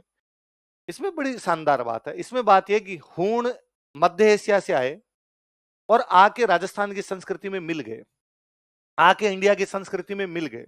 ये भारतीय संस्कृति की महानता है कि जो कोई बाहर से आया हमने उसको अपने अंदर मिला लिया, हमने उसके साथ कोई भेदभाव नहीं किया, उनको हमने कहा कि मिल मिला जाओ। हम आगे पढ़ेंगे, जब एंशिएंट पढ़ेंगे तब हम पढ़ेंगे शक, कुषाण, हूण, ये सारे मध्य एशिया से आए थे। कहां से आए थे? कौन कौन? क्या आज आप एक भी आदमी के बारे में मुझे कह सकते हो क्या सर कि सर इस आदमी पे मुझे शक है कि ये शक है? कह सकते हो आप? नहीं लगता ना भाई, मध्य एशिया से आए थे तो उनके वंशज अपने बीच ही बैठे होंगे। आप किसी कह सकते हो कि सर ये मुझे कुषाण लगता है थोड़ा थोड़ा, या किसी को आपको तो सर ये हूण नहीं लग रहा क्या आपको? देखो सर इसी शकली हूणों में मिल रही है एकदम। नहीं कह सकते ना, इसका हम में मिल गए। हम सब में किसी में थोड़ा थोड़ा ब्लड शकों का है, थोड़ा थोड़ा कुषाणों का है, थोड़ा थोड़ा किसका है? इसी समाज के अंदर मिल गए, आत्मसात हो गए, हमारे अंदर ही घुल मिल गए। ये भारतीय संस्कृति की विशेषता है कि बाहर से आने वाले तत्वों को हमने हमारे अंदर मिला लिया, उनके साथ किसी भी प्रकार का भेदभाव। वे संस्कृतियां जो बाहरी हमलों को इस प्रकार झेल जाती है कि उन्हें अपने अंदर मिला लेती है, लंबे समय तक कंटिन्यू कर पाती है, सर्वाइव कर पाती है। वे कल्चर जो किसी बाहरी संस्कृति के प्रति, एक्सटर्नल कल्चर के प्रति वापस दिखाती है कि नहीं हम अपने अंदर मिलाएंगे नहीं, वो जल्दी जल्दी से जल्दी समाप्त हो जाती है। इसलिए अल्लामा इकबाल कह के गए थे कि मिस्र, रोमा, यूनान सब मिट गए जहां से, कुछ बात है कि हस्ती मिटती नहीं हमारी। तो वो मिस्र की सभ्यता समाप्त होगी, कहां गए वो लोग? रोमन की सभ्यता समाप्त होगी, यूनान की सभ्यता समाप्त होगी, हम वैसे के वैसे हैं। हम सिंधु घाटी सभ्यता में भी पीपल पूज रहे थे, आज भी पीपल पूज रहे हैं। उस समय भी हम गाय की पूजा कर रहे थे, आज भी हम गाय की पूजा कर रहे हैं। पूरा का पूरा ढांचा वैसे पड़ा है, क्योंकि बाहर वाले आए, उनकी अच्छी अच्छी बातें हमने ले ली, बाकी उनका बहस हमारे देश हो जाओ, वैसे के वैसे मिल जाओ, तो सारे के सारे संस्कृति में आगे मिल गए अपने। मैं हमेशा हंसता रहता हूं कि अपने गुजरात में एक समुदाय रहता है पारसी। कौन रहते हैं? ये सारे ईरान से आए हुए हैं। ईरान का नाम ही पहले था फारस। क्या नाम था? पर्सिया। पर्सिया बोलते इसको, फारसी नाम हुआ करता था। वहां पर जब मुसलमान राजा आए तो उन्होंने पारसियों को कहा कि या तो तुम मुसलमान बन जाओ या यहां से भागो। तो कई बन गए, कई मर गए, कई वहां से आ गए। तो कोई एक छोटी मोटी टुकड़ी एक जहाज के अंदर बैठी, उधर बे ऑफ पर्सिया फारस की खाड़ी से निकली, अरब सागर में आई, अरब सागर में आगे गुजरात आ गई। और गुजरात में आ गुजरात के राजा का कि भाई रे उधर मार रहे हैं पीछे, अंदर आने का मौका दे। गुजरात के राजा ने कहा हमारे तो खुद की खूब है और दिन दुने रात चौगुने बढ़ रहे हैं, तो हम तुम्हें कहां रखे रहे, हमारे तो खुद की आगे जनसंख्या ज्यादा हो रखी है। तो कहते हैं गुजरात के राजा ने उन पारसियों के पास में एक दूध का गिलास भर के भेजा। इसका मतलब था गिलास में ऊपर तक दूध है, हमारे जगह नहीं है, तुम्हें कहां बिठाएंगे। वो जो पारसियों का कमांडर था वो बड़ा समझदार था, उसने दूध में चीनी मिला के वापस भेजी। जैसे दूध में चीनी मिलाने पर दूध का आयतन ज्यादा बढ़ता नहीं, पर वो मीठा हो जाता है। वैसे ही हम यदि तुम्हारे अंदर आएंगे तो तुम्हारी जनसंख्या यहां बढ़ाएंगे नहीं, उल्टा तुम्हारे समाज को और अच्छा करेंगे, अच्छी संस्कृति लेके आएंगे, भाईचारा लेके आएंगे। राजा को अच्छा लगा, राजा ने कहा आओ आओ यार, कितना जोरदार बात कही यार तूने। राजा ने उनको बिठा लिया। पर अपने समस्या, अपने हिंदू धर्म एकमात्र धर्म है दुनिया जिसमें जातियां हैं। दूसरे धर्मों में किसी में भी जातियां, अब पारसी बापड़े आए तो पारसियों को हमने पूछा पारसियों क्या जात क्या है तुम्हारी? अपने बिना जात बताए अगले आदमी से बात ही नहीं करता कोई आदमी। अपने सबसे पहले जात पूछते हैं। उन्होंने कहा जात क्या है? तो उन्होंने कहा पारसी। हमने कहा है पूरी बताओ, बामण हो, बाणी हो, वैसे वैसे बताओ भाई साहब जात क्या है? उनका वैसे तो हमारे होती नहीं। तो हमने कहा बनाओ, कुछ ना कुछ तो जाति बनानी पड़ेगी। इसलिए पारसी बापड़े जो काम करते उन्होंने वो जाति बनाई। जिसने लकड़ी का काम किया वो है लकड़ा वाला, जो दारू का काम करता था वो दारू वाला, बाटली वाला, स्क्रू वाला, टायर वाला, ये पारसियों की जातियां हैं। तो मैं कहता हूं अपने तो पारसी भी आके अपने में जातियां बना गए और अपने के जैसे हो गए। बाहर उनमें जातियां, पूरी दुनिया में मुसलमानों में जातियां नहीं होती, भारत ही है। जहां मुसलमान भी कोई मिलता था अपने पूछते हैं जात बता, और वो बताता और है कि भाई मुसलमानों में भी जाति, ईसाइयों में बना ली, हमने सबके अंदर बना ली, क्योंकि हमारी संस्कृति के अंदर वो ला के घुल मिल गए। हमारी संस्कृति के जैसे ही हो गए तो उनपे बाहर का असर अब दिखाई नहीं दे। वैसे वैसे हूण मध्य एशिया से आए थे लेकिन भारतीय संस्कृति में मिल गए। वो अपने से पूछे भाई क्या एग्जाम्पल है कि आप लोगों ने उनको मिलाने का प्रयास किया? हम कहेंगे साहब हमने ब्याह कर लिया उनका।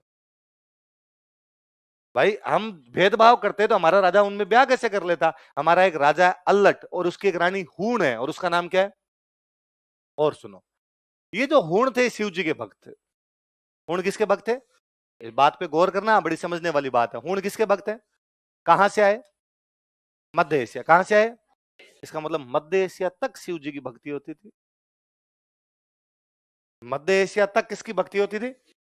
आज अपने कहते हैं कि साहब शिव जी की भक्ति भारत में होती है, तो काफी साल, 100 साल पहले तो पाकिस्तान में भी होती थी। तुम्हारा बाघा बॉर्डर तो 1947 में बना है, उससे पहले तो पाकिस्तान में भी होती थी, उससे पहले अफगानिस्तान में भी होती थी।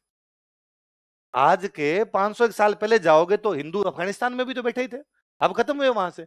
थोड़ा साल और पीछे जाओगे तो ईरान में भी बैठे हैं। इसका मतलब भारतीय संस्कृति का विस्तार वहां तक है। पूर्ण शिव जी की भक्ति किया करते, और शिव जी के इतने कट्टर भगत थे कि जब भी कोई युद्ध करने जाते नारे लगाते हर हर महादेव। ये हर हर महादेव का नारा ही हूण लाए हैं, इससे पहले अपने हर हर महादेव नहीं बोलते थे। आप अब कोई कोई काम करते तो बोल देते हो हर हर महादेव, इसका मतलब आप सारे क्या हो? क्या हो सारे? हूण यहां पर आए, हूणों की एक राजकुमारी, उस राजकुमारी का नाम है हरिया देवी। हूण किसके भक्त है? शिव जी। मेवाड़ वाले भी अपने आप को किसका दीवान मानते हैं? एकलिंग। एकलिंग जी किसके भक्त? एकलिंग जी मतलब शिव जी। अल्लट हरिया देवी कह रहा है कि हरिया देवी मैं शिव जी का भक्त, तुम भी, क्यों ना दोनों मिलके शिव जी की भक्ति।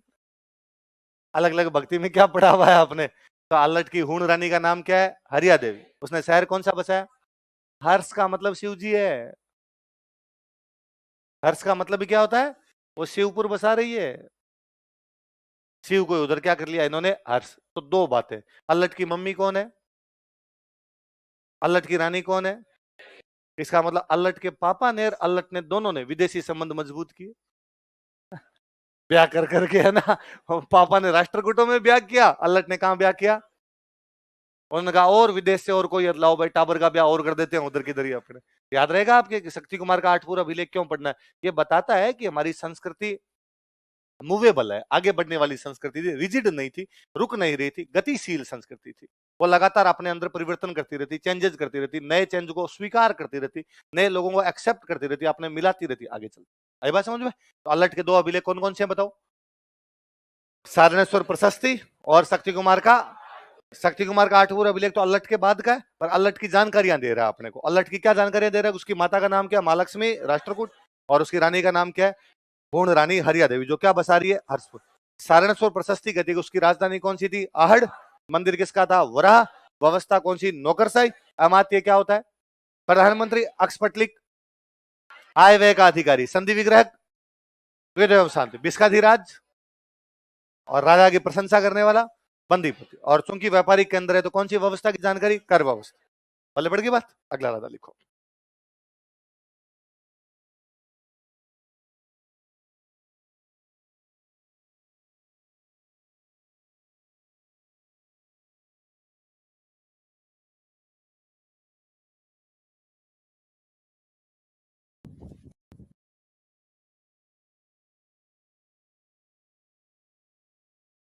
अगला राजा कौन है?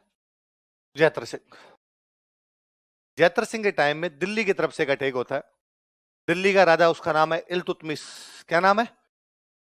वो नागदा पर हमला करने के लिए आता है। नागदा के पास में एक जगह पड़ती है, उस जगह का नाम है भूताला। क्या नाम है?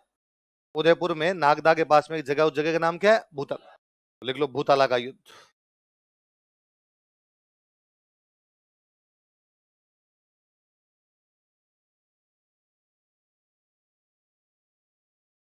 मेवाड़ का राजा कौन है? जयत्री सिंह। दिल्ली का कौन सा सुल्तान हमला करने के लिए आया? इल्तुतमिश।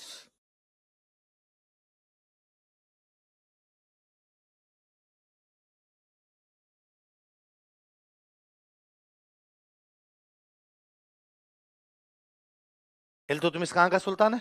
दिल उतार लो, ऐसे कैसे उतार लो, फिर आगे बात करते हैं। अच्छा, इल्तुतमिश का नाम आप में से कईयों ने सुना होगा, कईयों ने नहीं सुना होगा, पर एक नाम आपने सबने पक्का सुना होगा, रजिया सुल्तान। सुना है? इल्तुतमिश रजिया के पापा है। रजिया के पापा का नाम क्या है? इल्तुतमिश। बाकी सब जगह आपने मुहावरा सुना होगा, रजिया फंस गई गुंडों में, सुना होगा आपने। तो बाकी जगह रजिया गुंडों में फंसती, यहाँ पापा फंसे थे। इल्तुतमिश को कूटा था इन लोगों ने यहाँ भूताला के अंदर। तो इस युद्ध में किसकी जीत हुई? जयद्र सिंह। देख लो, इस युद्ध में जयद्र सिंह की जीत हुई। Jayadra Singh won this battle.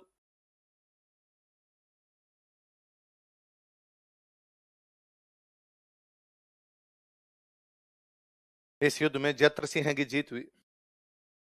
Jayadra Singh won this battle. Jayadra Singh के सेनापति लिखो, कमांडर्स ऑफ जयद्र सिंह। जयद्र सिंह के सेनापति, एक का नाम था बालक और एक का नाम था मदन।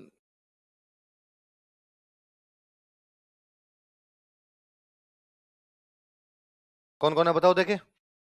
बालक और मदन।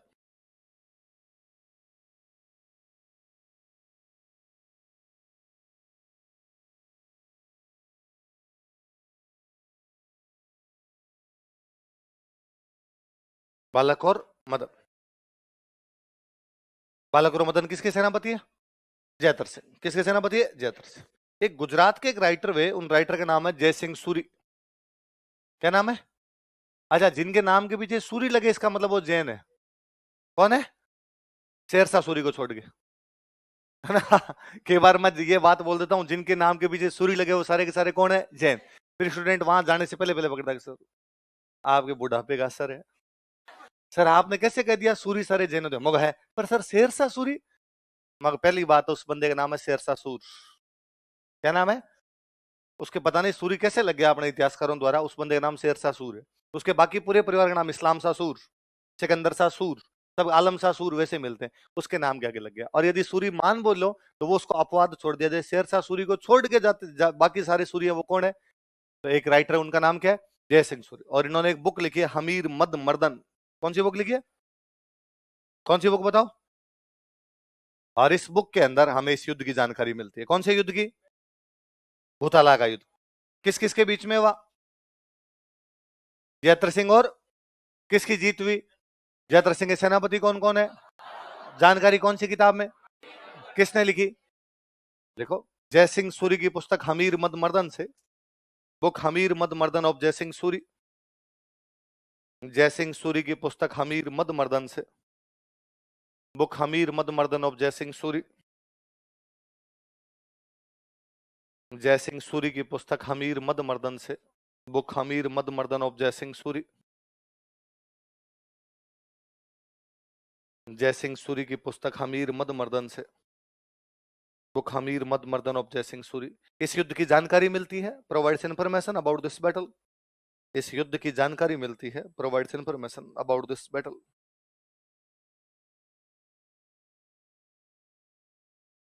इस युद्ध की जानकारी मिलती है, provides information about this battle. कौन से युद्ध की जानकारी मिलती है? भूताला के युद्ध। किसकी जानकारी मिलती है? भूताला युद्ध की। कौन सी किताब में? अमीर मद मर्दन। किसने लिखी? अब अपने इसके नाम पर आते हैं, बुक का नाम बोलो। हमीर मद। मैं एक एक शब्द का पोस्टमार्टम करता हूं। मर्दन का मतलब होता है तोड़ना। मर्दन का मतलब क्या होता है ना? तोड़ दिया गया, मतलब मर्दन कर दिया गया उसका। मद, मद का मतलब होता है घमंड। क्या होता है? घमंड तोड़ दिया गया। मद मर्दन मतलब क्या हो गया? घमंड तोड़ दिया। मद का मतलब क्या हो गया? घमंड। और मर्दन का मतलब क्या हो गया? तोड़ना। हमीर किसी का नाम है, हमीर मद मर्दन, हमीर का घमंड तोड़ दिया गया। किसे घमंड तोड़ दिया गया? फिर हमें लगता है यार इसमें अमीर तो कहीं है ही नहीं, इसमें राजा तो एक है जयत्र सिंह, एक कौन है? इल्तुतमिश। हमीर कहां से आ गया? फिर इसमें घमंड तो टूटा इल्तुतमिश का। भाई हारा कौन है? वो दिल्ली से चला के आया था मेवाड़ पे कब्जा कर लूंगा, लेकिन मेवाड़ वालों ने कुटामारी करके वापस भगा दिया, तो बेइज्जती किसकी हुई है? घमंड किसका टूटा है? किताब करिए किसका टूटा है? तो क्या ये भाई साहब, ये क्या लोचा है इसके अंदर? फिर जब हम उस बुक को पढ़ते हैं तो हमारे धीरे धीरे चीजें समझ में आती है। मुसलमान राजा नए नए आए थे। आप यूं मान लीजिए इल्तुतमिश दिल्ली का पहला राजा है। इससे पहले कोई भी दिल्ली के अंदर मुसलमान राजा ने डायरेक्टली शासन नहीं किया। आ गया था कुतुबुद्दीन ऐबक, इससे पहले आ गया था, पर कुतुबुद्दीन ऐबक ने राजधानी बना रखी थी लाहौर। कौन सी थी? दिल्ली में आके मुस्लिम सत्ता को स्थापित कर रहा था। कौन कर रहा है? 1192 में तो मुसलमान भारत में आए थे। पहली बार उनका भारत में कब्जा ही कब होता है? 1192, जब तराइन का दूसरा युद्ध वो जीत जाते। 1227, मतलब 30-32 साल की बात हुई, ज्यादा बात भी नहीं हुई। मुसलमान जो राजा थे इनको बोला करते लोग, क्या बोलते? जो रॉयल क्लास के लोग होते, राजा, मंत्री, उसके जो भी राजा के आगे भाई बंधु जो भी होते, उनको क्या बोला जाता? यार अमीर लोग है। ये कौन है? फारसी भाषा का शब्द है अमीर, जिसका मतलब होता है राज परिवार के लोग। राजा के जो लोग होते हैं उनको क्या बोलते हैं? अमीर। इसलिए किताब में बार बार ये लिखा हुआ है कि दिल्ली का अमीर इल्तुतमिश आया था, दिल्ली के अमीर इल्तुतमिश को हरा दिया गया, दिल्ली का अमीर इल्तुतमिश यहाँ पर हार के गया था, दिल्ली के अमीर को जयत्र सिंह ने हराया था। वो अमीर अमीर अमीर अमीर होता होता अपनी भाषा में क्या हो गया? तो वास्तव में हमीर नहीं है, वास्तव में क्या है? अमीर मतलब राजा। राजा कौन है? अब कोई पूछे कि इसमें हमीर किसको कहा गया? बड़ी बड़ी बात। और देखो आज जिंदगी शब्द हम इस्तेमाल कर रहे हैं। आज भी कोई पैसे वाला होता है, हम क्या कहते हैं? पहले पैसे वाला राजा ही होता था, तो राजा क्या बोलते हैं? अमीर। आज भी अपने कोई आदमी एटीट्यूड में भी होगा, भाई साहब ये अमीर हो गया आजकल, इसलिए इसमें घमंड आ गया, करते हैं ना ऐसी बातें। सेम की सेम बात देखो इस पुस्तक में, इन दिस बुक, इस पुस्तक में, इन दिस बुक, इल्तुतमिश को हमीर कहा गया है। Iltutmish is referred as Hamir, refer किया गया उसे इस रूप में। Iltutmish is referred as Hamir, Iltutmish को हमीर कहा गया है। Iltutmish is referred as Hamir. अब हमीर की जगह रिप्लेस करके लगा दो इल्तुतमिश। अब बुक का नाम बोलो, हमीर की जगह इल्तुतमिश बोलो। अब क्या होगा? इल्तुतमिश मर्द। अब समझ में आ रही है? इल्तुतमिश का घमंड टूट गया, टूटा ही है। हार के जाएगा तो बंदे क्या टूटेगा? घमंड टूटेगा। अब और सुनो, कौन सा युद्ध आ रहा है? इल्तुतमिश। मुसलमान राजाओं में एक बहुत अच्छी विशेषता थी, उनको जब भी लगता वो हार रहे हैं, वो वापस पीछे हट जाया करते, वापस चले जाया करते। बट ठीक है, जैसे 20,000 सेना लेके आया कोई राजा और 5,000 आते ही मर गए 1 घंटे में, उसको समझ आया बाकी 15 भी 3 घंटे में चले जाएंगे। क्यों मरना भाई साहब? वो अपने बाकी 7 वालों का चप्पलें हाथ में लो, जितने तेज भाग सकते हो भागो। अपने 7 वाले कहते अरे नहीं लड़ेंगे, नहीं भाई साहब जान है तो अगली 15,000 बच गए, अगली बार 25,000 और लाएंगे, 40,000 आएंगे, फिर लड़ेंगे। और यही 15,000 मर गए तो अगला मौका भी अपने को मिलेगा। अपने राजाओं के साथ में ये समस्या थी। अपने राजाओं का 2 ही काम था, विजय या वीरगति। क्या था? या तो जीत जाएंगे या हार के वापस जाने को अपने वाले अच्छा मानते, और कोई हार के चला भी जाता तो अड़ोसी पड़ोसी जीने नहीं देते भाई साहब। बस देता ही दम नहीं है, पता चल गया पुदीना। और मैं कहता हूं राजाओं का टाइम छोड़ दीजिए, आज भी आप तो आरएस में फेल हो जाओ। आपके घर वाले, आपके पापा को, आप प्री फेल हो जाओ, आपके पापा कुछ नहीं, पापा कोई बात नहीं, पढ़ बैठे। जो एग्जाम देता है वो फेल होता है। कोई ने इस बार ट्राई की, फेल हो गया, अगली बार पास होगा, और अच्छी तैयारी कर ले, मैं पैसे लगाऊंगा। आपको लगता है मेरे साथ घर वाले खड़े हैं तो मेरे को और पढ़ाई कर लेनी चाहिए। 20,000 लोग ही प्री में पास होंगे, सारे तो कैसे पास होंगे? तू नहीं हुआ, अगली बार होगा, ऐसी बातें करते हैं। पर आपका कोई ना कोई पड़ोसी, उसको पता है कि तुम प्री फेल हो गए हो, फिर वो कहता है और रिजल्ट कब आ रहा है? अरे क्या करना है रिजल्ट का, है ना? मतलब मेरे को आता है 10th 12th में पढ़ा करते, तब घर वालों को चिंता नहीं होती रिजल्ट कब आ रहा, अड़ोसियों पड़ोसियों को भाई साहब इतनी चिंता हुआ करती। तो अपना समाज आज भी वैसा ही है। आप आरएस का प्री पास किया, मेंस पास किया, इंटरव्यू दिया, बड़ी बात है ना, आपने मेहनत की तभी तो इंटरव्यू तक पहुंचे। भाई कितने लोग इंटरव्यू देते हैं पूरे राजस्थान में? 2,000। आप राजस्थान में 2,000 लोगों में पहुंचे, इसका मतलब मेहनती हो, संघर्षशील हो, मेहनत की, इंटेलिजेंट हो, तभी वहां पर आप पहुंचे। पर चूंकि सेलेक्ट तो कितने होने? 1,000। 1,000 तो घर आएंगे। पड़ोसियों को पता चल गया कि आप घर आ गए, आपका फाइनल सिलेक्शन। फिर वो पूछेंगे और एसटीएम साहब कहाँ है आजकल आपकी ज्वाइनिंग? पोस्टिंग कहाँ हो रखी है? उनको पता है कि तुम्हारा सिलेक्शन तो अपने आज भी है। तो आदमी सोचता है यार या तो सिलेक्शन हो जाए या मैं आऊं नहीं गाँव, गाँव आते ही आसपास वाले बाद में खा जाएंगे अपने को। तो वैसे वैसे राजाओं के साथ समस्या थी, या तो जीत जाएंगे या मर जाएंगे, हार के वापस आएंगे। और अपने तो भाई साहब रानियां इतनी खतरनाक हुई है कि बापड़ा कोई आदमी हार के आ गया तो उसने कहा मैं तेरा तो मुंह ही नहीं देखती। उसको लगता है लुगाई से बेइज्जती करने से अच्छा मर जाऊं मैं वहीं पे, मेरे को वापस जाने की आवश्यकता। पर इल्तुतमिश जब इस युद्ध में हारने लगा तो इल्तुतमिश यहां से भाग गया। अच्छा, अपने एक समस्या और थी, अपने भागती हुई सेना का कभी पीछा नहीं किया कि दुश्मन की सेना भाग रही है तो उसका पीछा करना। और अपने लगा बेचारों को क्या मारना, जो भाग ही रहे हैं उनको मारना। उधर वालों का सिस्टम था कि भाग रहे हैं तो अब तो पक्का मारू रहे, भागने मत दो वरना भागे पहुंच गए तो और साथियों को लेके आ जाएंगे, बीच में सलटाओ इनको एकदम। जब इल्तुतमिश की सेना भाग रही थी, जतर सिंह ने सेना देखा कि इल्तुतमिश की सेना भाग रही, उन्होंने कहा ओ भागे भागे जीत गए, तो उन्होंने तो भूताला में तमंचे भी डिस्को किया भाई साहब। इल्तुतमिश भागा तो भूताला से भागते हुए नागदा के पास से गया। कहां से गया? तो नागदा में घर जला गया वो, आग लगा गई उसकी सेना नागदा के अंदर। भाई सेना तो पूरी पूरी कहां गई हुई थी? भूताला। नागदा तो खाली पड़ा था, तो घरों में आग लगा गए, लूट गए घरों को। जयतर सिंह ने थोड़ी देर बाद में उन्होंने देखा यार नागदा में तो लूटपाट हो रखी है। तो जयतर सिंह एक बात समझ में आई कि राजधानियां कभी प्लेन इलाके में नहीं होनी चाहिए, ऊंची पहाड़ों में बनाई जाए राजधानी, ताकि दुश्मन जल्दी से चढ़ ही नहीं पाए, और चढ़ जाए तो भी इस प्रकार से लूटपाट है। इसलिए जयतर सिंह ने राजधानी बनाई, बाद में चित्तौड़। कहां बनाई? किला तो अपने पास ही तोड़ पड़ा ही है, उसको अपने क्या बना लेते हैं? राजधानी। लिखो, इल्तुतमिश की भागती हुई सेना ने, returning army of Iltutmish, return करती हुई, वापस लौटती हुई, इल्तुतमिश की भागती हुई सेना ने, returning army of Iltutmish,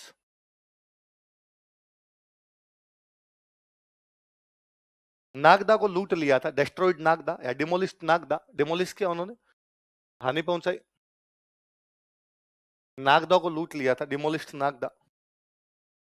Iltutmish की भागती हुई सेना ने, returning army of Iltutmish, Nagda को लूट लिया था, रिटर्निंग नागदा।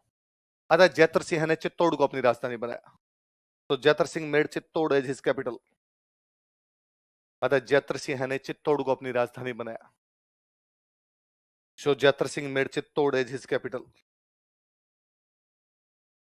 अतः जैतर सिंह ने चित्तौड़ को अपनी राजधानी बनाया। So Jaitar Singh made Chittor as his capital. Jaitar Singh ने किसको राजधानी बनाया? चित्तौड़ को अपनी राजधानी बनाया।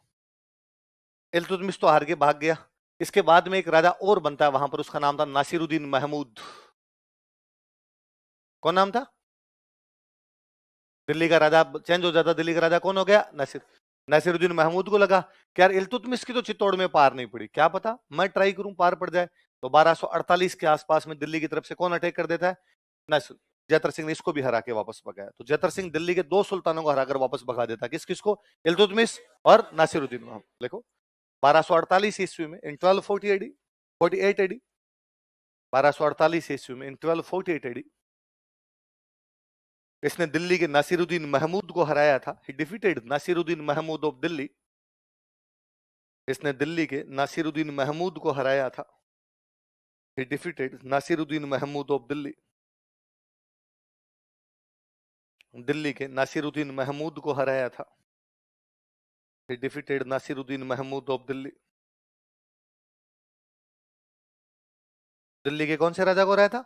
नासिरुद्दीन महमूद। किसने किसने हराया था? अच्छा, अपने मेवाड़ के एक साइड में तो लगा करता था मालवा। क्या लगता?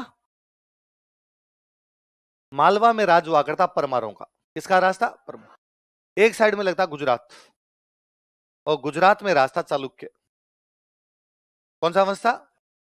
अच्छा, उस समय राजा महाराजा चाहते हैं कि इधर कब्जा कर ले, उधर कब्जा कर ले, सब तक यही चलता।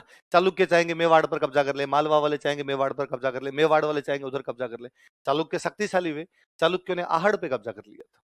कहां कब्जा कर लिया? ये शक्ति कुमार और बीच में जो राजा बने, इनमें शक्ति नहीं थी भाई साहब। तो चालुक्य ने कहां पर कब्जा कर गए? आहड़। क्यों आहड़ पे क्यों किया? व्यापारिक केंद्र है। कौन सा केंद्र है? तो भाई अब टैक्स मेवाड़ वाले लेते हैं, चालुक्य कब्जा कर लेंगे तो कौन ले लेंगे? चालुक्य। तो आहड़ पे कौन कब्जा किए बैठे? चालुक्य। पर जैतर सिंह शक्तिशाली था, चालुक्यों को आहड़ से यदि कोई बाहर निकालता है, वो भी कौन था? कौन था? जैतर। देखो, इसने आहड़ को चालुक्यों से मुक्त करवाया था। ही गोट लिबरेटेड आहड़ फ्रॉम चालुक्याज। चालुक्य कहां के थे? गुजरात। कोष्टक में गुजरात लिख लेना। बोले इसने आहड़ को चालुक्यों से मुक्त करवाया था। ही गोट लिबरेटेड आहड़ फ्रॉम चालुक्याज। इसने आहड़ को चालुक्यों से मुक्त करवाया था। He got liberated Ahar from Chalukyas. Ahar को किससे मुक्त करवाया था? चालुक्यों से मुक्त करवाया था। अब मुझे बताओ, वो गुजरात वाले चालुक्यों को हरा के आहड़ को मुक्त करवाता है, वो दिल्ली के इल्तुतमिश को हराता है, वो दिल्ली के नासिरुद्दीन महमूद को हराता है। वो कमजोर राजा है, शक्तिशाली है? कैसा राजा है? शक्तिशाली। इसलिए अपने एक बहुत अच्छे इतिहासकार हुए, उनका नाम है दशरथ शर्मा। क्या नाम है? और दशरथ शर्मा कहते हैं कि जैतर सिंह का जो शासनकाल था, जैतर सिंह का जो टाइम पीरियड था, उसका जो टेन्योर था, उसका जो रिजीम था, लगभग 1213 से 1253 तक राजा रहता है। कब से कब तक रहता है? 1213 से लेके 1253। और वो कहते हैं उसका जो रिजीम था, उसका जो शासनकाल था, टेन्योर था, वो मध्यकालीन मेवाड़ का स्वर्ण काल था। वो क्या था मध्यकालीन मेवाड़ का? वो जो मिडिवल मेवाड़ है, उसका गोल्डन एरा यदि किसी का टाइम है तो किसका टाइम है? जैतर सिंह। ऐसा कौन कहते हैं? है भाई, लगता भी है कि यार उस समय इसका मतलब यदि मेवाड़ दिल्ली को हरा रहा है, मेवाड़ गुजरात को हरा रहा है, तो मेवाड़ की शक्तियां कमजोर हो रही है, शक्तिशाली? इससे पहले इतना नहीं था, अब ज्यादा शक्तिशाली हो रहा है। लिखो, इतिहासकार दशरथ शर्मा के अनुसार, according to historian Dashrath Sharma, इतिहासकार दशरथ शर्मा के अनुसार, according to historian Dashrath Sharma,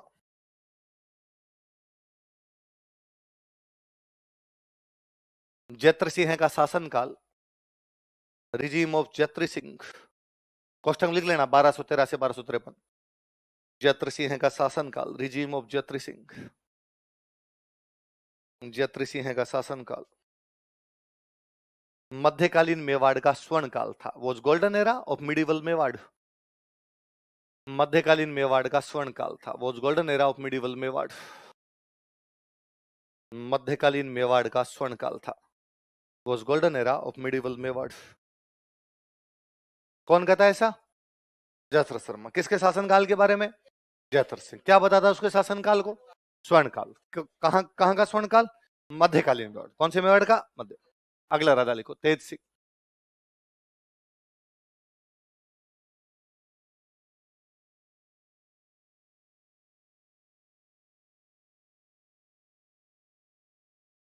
अगला राजा कौन है? ये तो तेज सिंह की एक रानी है, उसका नाम है जैतल देवी।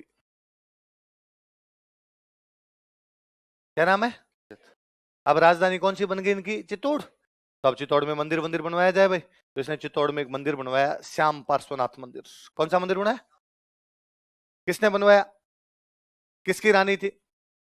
कौन सा मंदिर बनवा रही है? कहां पे बनवा रही है? लिख लो।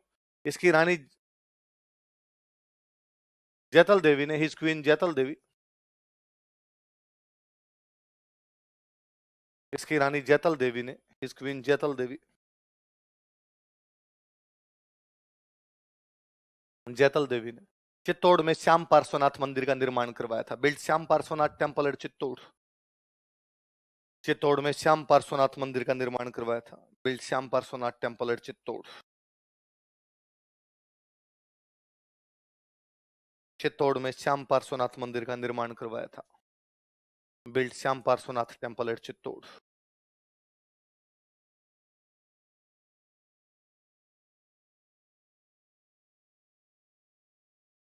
इसी में एक हेडिंग डालो, इसी राजा में एक, मैं बुक का नाम लिख रहा हूं, आप हेडिंग डाल लीजिए, फिर मैं समझाऊंगा क्या है। एक बार आप लिख लीजिए बस।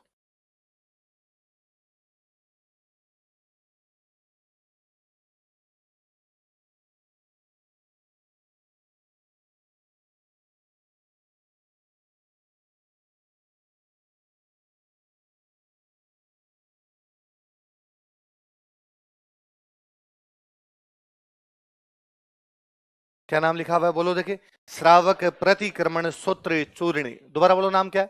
श्रावक प्रतिक्रमण सूत्र चूर्णी। क्या नाम है? श्रावक प्रतिक्रमण सूत्र, जैनों की किताब। मैंने कहा कि पुरानी सारी किताबें किसकी लिखी हुई है? जैनों की किताब आहड़ में बैठ के लिखी गई। कहां पर बैठ के लिखी गई?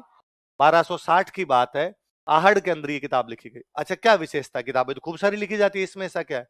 इस किताब में चित्र बने हुए। क्या बने हुए? एक साइड में लिखा हुआ है, एक साइड में चित्र है, एक साइड में लिखा हुआ है, एक साइड में चित्र है। ये मेवाड़ के सबसे पुराने चित्र है। इससे पुराने किसी किताब के अंदर हमें चित्र मिलते।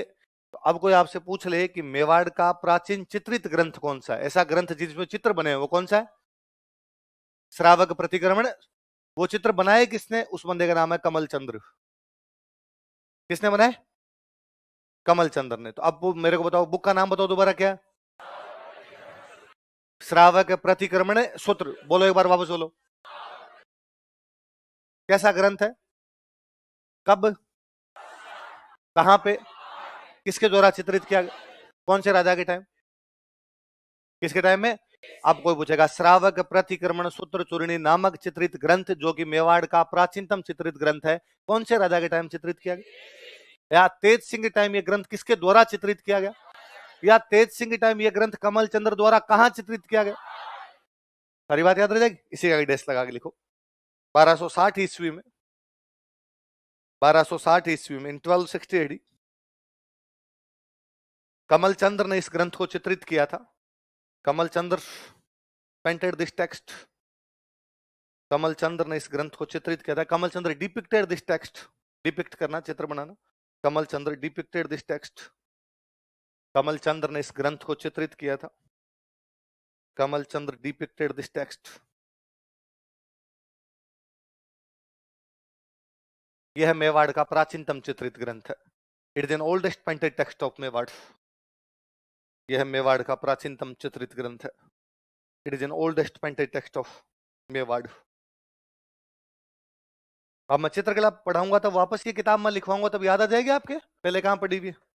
यह मेवाड़ का प्राचीनतम चित्रित ग्रंथ है। It is an oldest painted text of Mewar. नाम बोलो बुक का, दोबारा नाम बोलो। श्रावक प्रतिक्रमण सूत्र चूर्ण। कब?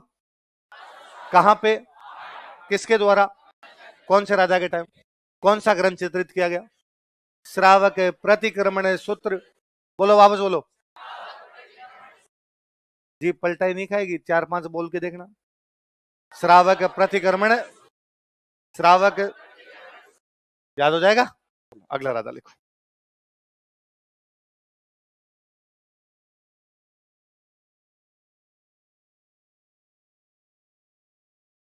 श्याम, श्याम कृष्ण भगवान का।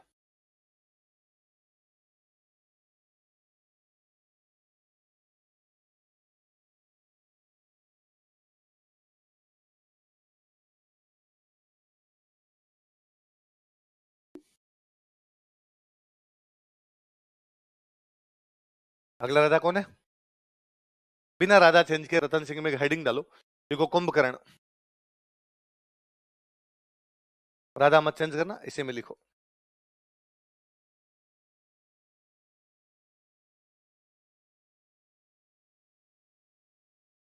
कुंभकर्ण लिखो, आगे लिखो, इसमें लिखो। यह रतन सिंह का छोटा भाई था। He was younger brother of Ratan Singh. या तो रावण का छोटा भाई था कुंभकर्ण, या रतन सिंह का छोटा भाई था कुंभकर्ण। यह रतन सिंह का छोटा भाई था। He was younger brother of Ratan Singh. होता क्या था सुनना, देखो। राजाओं के राज में एक विशेषता ये थी कि जो सबसे बड़ा बेटा होता वो तो क्या बन जाता? राजा। बाकी जो उसके भाई होते ना, उनको किसी को एक गांव मिलता, किसी को 2 गांव मिलते, किसी को 3 गांव मिलते। जिन भाइयों को गांव मिलते, इन भाइयों को बोलते सामंत। क्या बोला करते? राजधानी वाला इलाका कौन रखता? राजा। बाकी गांव किसको देता? भाइयों को। राजा राजधानी में रहता है, भाइयों को क्या बोलते? सामंत। ये भाइयों को जो गांव मिलते, इन गांवों को बोला करते जागीर। क्या बोलते? या इनको बोलते ठिकाना। क्या बोलते? और जो राजा के पास जमीन होती इसको बोलते खालसा। क्या बोलते? वह भूमि जो सीधे राजा के नियंत्रण में होती, डायरेक्ट राजा के कंट्रोल में होती, क्या कहलाती? खालसा। वह भूमि, वह लैंड जो राजा अपने भाइयों को अलॉट कर दिया करता, जागीर या ठिकाना। जिन भाइयों को जागीर या ठिकाने मिलते उनको क्या बोलते? सामंत, या इंग्लिश में बोलते फ्यूडल्स। फ्यूडल लॉर्ड या फ्यूडल्स बोला करते इनको। अच्छा, मेवाड़ में जो भी राजा बनता हो, नाम क्या क्या लगा था? रावल। क्या लगा था? जैसे इनके सबके नाम देखो आप, बापा रावल, आलू रावल, आगे लगाए नहीं, आप लगा सकते हो। रावल जैत्र सिंह, रावल तेज सिंह, रावल रतन सिंह, इन सबके नाम क्या लगेगा? रावल। ये जो छोटे भाई होते जिनको जागीर और ठिकाना मिलते, नाम क्या लगाते? राणा। क्या लगाते? उपाधियां थी। बड़ा भाई राजा बनेगा तो क्या लगा लेगा? रावल। जो भाई जागीर मिलेगी, सामंत बनेगा, क्या लगा लेंगे? राणा। ऐसे रतन सिंह का एक भाई है, उसका नाम है राणा कुंभकर्ण। क्या नाम है? लगाना नहीं, अपने कुंभकर्ण पढ़ रहे हैं तो नाम क्या क्या लगता है उसके? राणा। अब 2 तरीके, एक तरीका तो है कि बड़ा भाई राजा बन गया, आप 2 गांव लेके बैठ जाओ। एक तरीका है कि आपको लगे कि नहीं भाई साहब, दिल मांगे मोर, क्यों 2 गांव लेके बैठ जाऊं, मेरे को पूरा राज्य चाहिए। 2 तरीके हैं। एक तो भाई को मार दो, इस पे कब्जा कर लो। एक नई जगह जाओ, वहां पे कब्जा कर लो। नई जगह जाकर कब्जा करने के लिए भाई साहब जोर चाहिए। कुंभकर्ण वैसा ही आदमी था। कुंभकर्ण यहां से नेपाल चला गया। कहां चला गया? नेपाल में राजा बनता है। उसके नाम क्या क्या लगता है? राणा। इसलिए नेपाल के जितने भी राजा बने वो कौन से हो गए? राणा। इसलिए वो नेपाल वाली ब्रांच कौन सी होगी? राणा ब्रांच। कौन सी ब्रांच? चित्तौड़ वाली ब्रांच कौन सी है? रावल। वो वाली ब्रांच है राणा। ऐसे गोहिलों की कितनी ब्रांच थी? नेपाल वाली कौन सी ब्रांच है? मेवाड़ वाली। बोले बड़ी बात। तो अब नेपाल में वो राणा ब्रांच है, उसका फाउंडर कौन है? किसका छोटा भाई है? समझ में आई बात? देखो, इसने नेपाल में गोहिल वंश की राणा शाखा का शासन स्थापित किया था। नेपाल में गोहिल वंश की राणा शाखा का शासन स्थापित किया था। He founded rule of Rana branch of Gohil dynasty in Nepal. इसने नेपाल में गोहिल वंश की राणा शाखा का शासन स्थापित किया था। He founded rule of Rana branch of Gohil dynasty. He founded a rule of Rana branch of Gohil dynasty in Nepal. Nepal में गोहिल वंश की राणा शाखा का शासन स्थापित किया था। He founded a rule of Rana branch of Gohil dynasty in Nepal. Nepal में कौन से वंश की? गोहिल वंश की। कौन सी शाखा? याद रह जाएगा। तो नेपाल में कौन से वंश का शासन था? गोहिल। वंश कौन सा है? मेवाड़ वाला वंश कौन सा? गोहिल। बांसवाड़ा में गोहिल, डूंगरपुर में गोहिल, प्रतापगढ़ में, वैसे नेपाल में। पर जो मेवाड़ वाले गोहिल है वो कौन सी ब्रांच के हैं? रावल। मेवाड़ वाले सॉरी नेपाल वाले कौन से हो गए? अब सुनो, भारत में राजा महाराजा खत्म हो गए 1947। 1947 आपका देश आजाद होता है, डेमोक्रेसी। कोई राजा महाराजा नाम की कोई भी चीज ही नेपाल में राजा बन रहे थे 2008। कब तक बन रहे थे? 2008 तक नेपाल के अंदर राजा बन रहे थे। और नेपाल में जो लास्ट राजा बने उनका नाम है राणा ज्ञानेन्द्र। क्या नाम है? 1302-3 के आसपास चला गया होगा ये बंदा। और राजा कब तक बन रहे थे वहां? 2008। मतलब कितने साल राज हुआ होगा? 700 साल बाद में भी राजा का टाइटल क्या है? जो 2008 में भी उनका राजा था उसका नाम क्या था? राणा ज्ञानेन्द्र। क्या नाम था? और नेपाल के सारे राजाओं ने राजस्थान ब्याह किए, और राजस्थान के खूब सारे राजाओं ने नेपाल ब्याह किए। क्योंकि ये ठीक वैसा ही है कि अपने चाचा जी बेंगलोर चले जाते हैं बिजनेस करने, पटावरों में ब्याह करने वापस आ जाते हैं गांव। ब्याह बेंगलोर वालों में थोड़ी करेंगे, ब्याह तो गांव में ही करेंगे आके। नेपाल वाले चले गए थे नेपाल, लेकिन ब्याह सब के सब कहां करते थे? मुझे याद है 2008 में जब राणा ज्ञानेन्द्र वहां राज कर रहे थे और वहां राजा का राज हटने वाला था, डेमोक्रेसी आने वाली थी, तो ऐसी खबरें थी कि जनता राजा को पकड़ के मार सकती है। और दुनिया में खूब सारी जगह ऐसा है, भारत को छोड़ दीजिए, भारत के अलावा जहां भी राजाओं का राज खत्म हुआ है, राजा को टांगा है। वो बोले फ्रांस है, वो बोले रूस है, वो बोले ईरान है, वो बोले अफगानिस्तान। अफगानिस्तान में तो राजा को जेसीबी में लटका के बाहर 3 दिन तक टांग के रखा था। क्या के देखो रे राजा की हमने क्या हालत की। तो था क्या राणा ज्ञानेन्द्र को भी लटका सकते हैं? एक दिन अखबार में एक हेडिंग थी कि यदि नेपाल के राणा ज्ञानेन्द्र को लगा कि उनको नेपाल में किसी भी प्रकार का खतरा है तो वे सिक्कर में शरण ले सकते हैं। कहां शरण ले सकते हैं? आपने लगता है नेपाल का राणा है, शरण लंदन ले, पेरिस ले, और भारत में भी लेनी तो दिल्ली ले, बॉम्बे ले, राजस्थान में भी लेनी तो जयपुर ले, उदयपुर जा, ठेठ चोमू रिंगस क्रॉस करके सीकर और वैसा जगह नहीं मिली। पर नीचे उसमें और लिखा हुआ था क्योंकि राणा ज्ञानेन्द्र के राजकुमार पारस की शादी सिक्कर की राजकुमारी हिमानी के साथ हुई है। कोई भी बंदा संकट में रिश्तेदारों के पास ही जाएगा, उसके बेटे का सास रहा है। सिक्कर की राजकुमारी की शादी कहां हो रखी है? नेपाल। कहने का मतलब है कि नेपाल वाले यहां से गए थे, उसके बावजूद उनके भारत के साथ रिश्ते हमेशा बहुत अच्छे रहे। और जब तक नेपाल में राजाओं का राज रहा, नेपाल के भारत के साथ रिश्ते हमेशा अच्छे रहे। जैसे ही नेपाल में बाद में राजाओं का राज गया और नेता आए, तो बाद में चीन ने हड्डियां फेंकी, चीन का लॉलीपॉप हम देंगे तुम्हें। उसके बाद से नेपाल और भारत के रिश्ते गड़बड़ाए हुए हैं।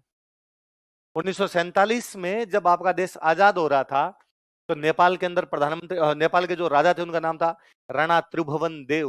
क्या नाम था?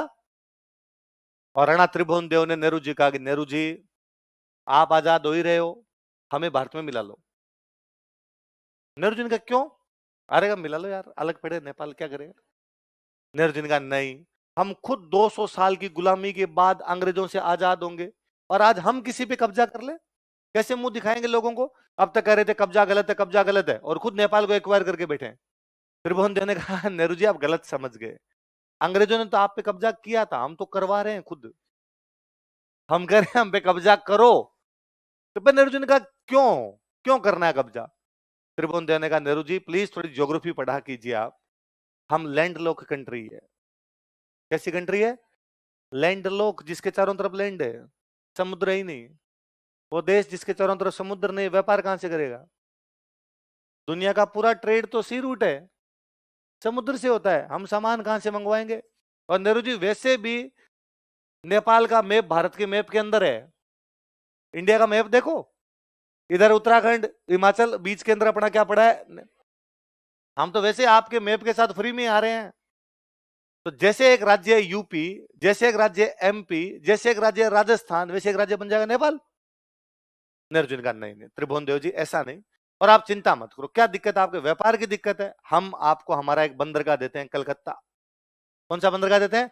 नेपाल को जो भी सामान मंगवाना है अमेजोन पे एड्रेस क्या डाल दो आप, तो आज दिन तक नेपाल का सारा सामान कौन से बंदरगाह पे आता है?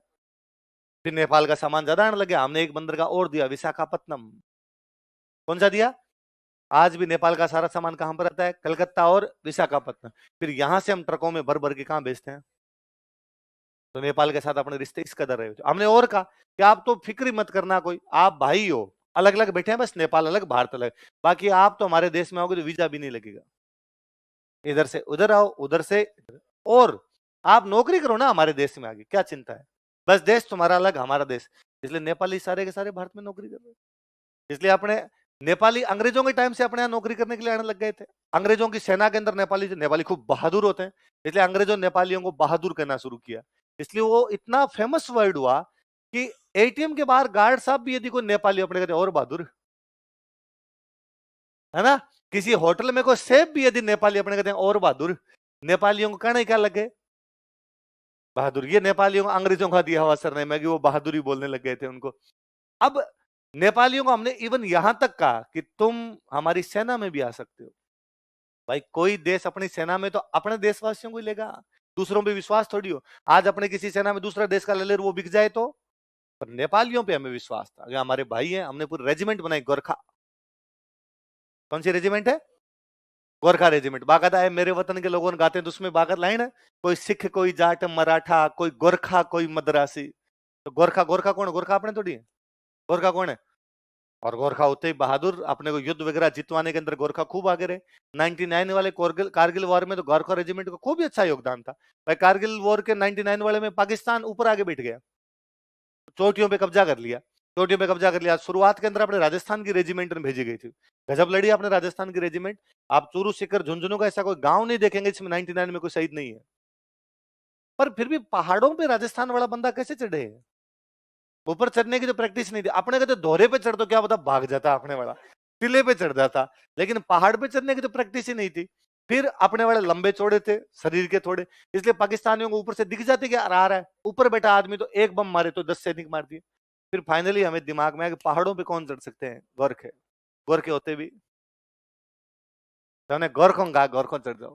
गोरखे पहाड़ जानते थे, गोरखे इधर से उधर से, पाकिस्तानी 5 बैठे ऊपर कि नीचे से कोई हिंदुस्तानी 100 भी आएंगे धड़ धड़ धड़ धड़ उड़ा देंगे इनको, लेकिन इतने में कोई गोरखा धीरे धीरे धीरे धीरे उधर से पास में जाकर त्या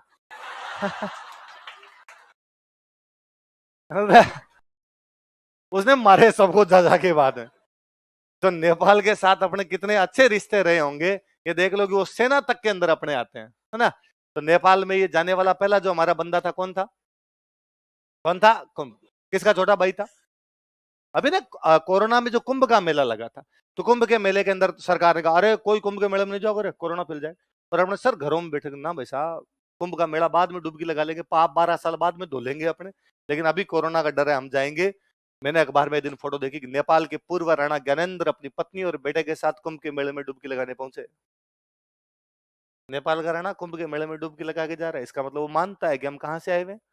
भारत के। भारत में कहाँ से आए हुए? मेवाड़। कहाँ से आए हुए? तो मेवाड़ से जाने वाला जो बंदा था वो बंदा कौन था अपना? कौन था? कुंभकर्ण। किसका भाई था? रतन सिंह का। इसी में एक हेडिंग और डालो, बिना राजा चेंज के एक हेडिंग डालो, लिखो पद्मिनी।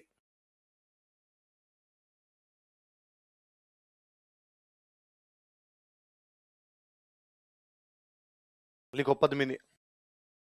लिखो यह रतन सिंह की रानी थी, she was queen of Ratan Singh. यह रतन सिंह की रानी थी, she was queen of Ratan Singh.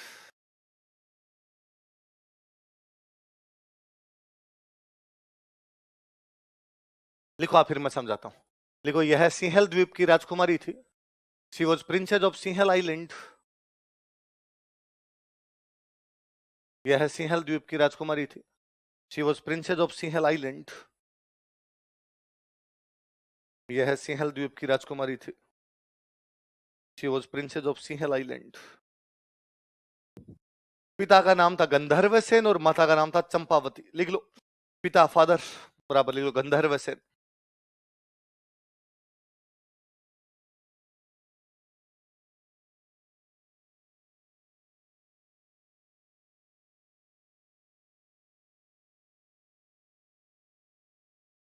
और माता का नाम चंपावती। पिता का नाम क्या था? गंधर्व सेन। माता का नाम, पिताजी का नाम क्या था? गंधर्व सेन। मम्मी का नाम क्या था?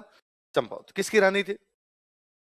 अब ऐसी कहानियां हैं जी, अपने कहानियां हैं कि एक दिन रतन सिंह जी के पास एक तोता आया। कौन है उनके पास? एक, और तोते ने आगा रतन सिंह जी यहाँ से 7 समंदर पार एक राजकुमारी रहती है, इतनी सुंदर राजकुमारी है कि वो जब पानी पीती है तो उसके यहाँ से दिखता है। और रतन सिंह जिस तोते के पीछे पीछे चले गए सिंहल द्वीप। कहां चले गए?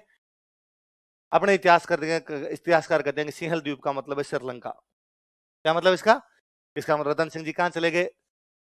वहां जाके पद्मिनी को ढूंढने का प्रयास किया, पर अगली राजा की बेटी महल में रहती, बाहर तो आए नहीं। रतन सिंह जी के पैसे टक्के खत्म हो गए, तो रतन सिंह जी वहां बन गए जोगी। क्या बन गए? सन्यासी बन गए, बाबा बन गए, और 7 साल तक बाबे के भेष में घूमते रहे। 7 साल बाद एक दिन सिंहल द्वीप के राजा को मिल गए। सिंहल द्वीप का राजा कौन है? गंधर्व सिंह। कौन है? उन्होंने पूछा, यार यंग मैन, इतनी युवा अवस्था में तुम सन्यास धारण करके घूम रहे हो, किसी अच्छे घर के मालूम होते हो?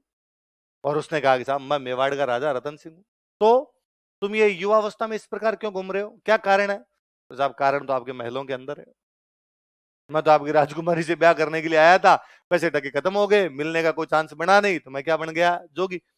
अब साहब श्रीलंका के राजा को पता चला कि मेवाड़ का राणा खुद मेरी राजकुमारी से ब्याह करने के लिए आया, वो बेचारा मना कहां करे? श्रीलंका बापड़ा छोटा सा देश, हमारे देश के मैप के साथ उनका मैप फ्री आता है। उन्होंने कहा साहब धन घड़ी धन भाग, आप तो राजकुमारी को साथ में ले जाओ।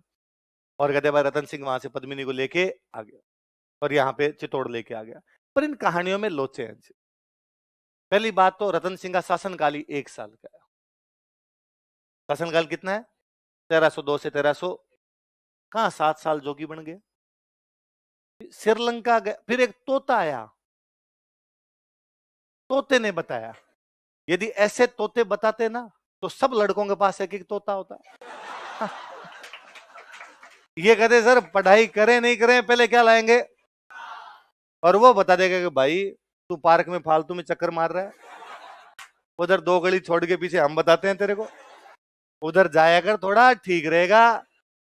पर तोते नहीं बोलते यार, तोते बोलते होते तो कोई ना कोई सब लोग ये जुगाड़ करते। तो इस कहानी में लोचे ही है कि वहां से लेके आ गया। पर ऐसा है कि, तो फिर बड़ा सवाल ये है कि फिर पद्मिनी कहाँ की राजकुमारी थी? अपने राजस्थान के सोर्स ये कहते हैं कि बीकानेर में एक जगह पड़ती है पुगल। कौन सी जगह है? पुगल नाम की एक जगह पड़ती है, और पुगल की राजकुमारी थी। और आज भी पश्चिमी राजस्थान में गांव के अंदर कोई बंदा, कोई लड़का ज्यादा नखरे करे भाई इस लड़की से शादी नहीं करूंगा, ये मेरे को पसंद नहीं है, वो नहीं पसंद है, मेरे को तो ये चाहिए ये चाहिए, तो घर वाले कह देते हैं अरे देख लेंगे कौन से पुगल की पद्मणी आएगी। तो आज भी पद्मणी तो कहाँ की मानी जाती है?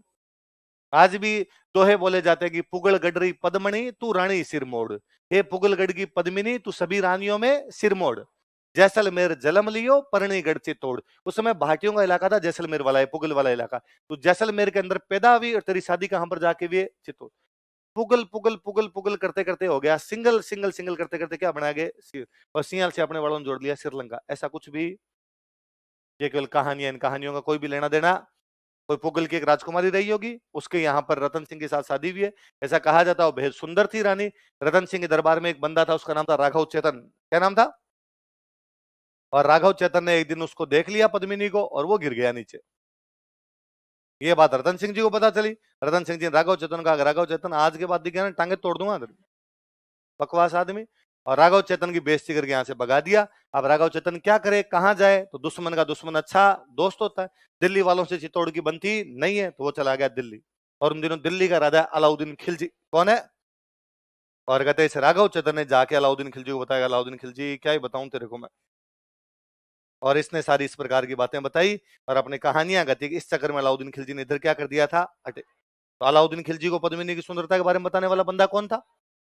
देखो, राघव चेतन ने अलाउद्दीन खिलजी को पद्मिनी की सुंदरता के बारे में बताया था। इसी में कंटिन्यू कर लो पद्मिनी वाली बात में।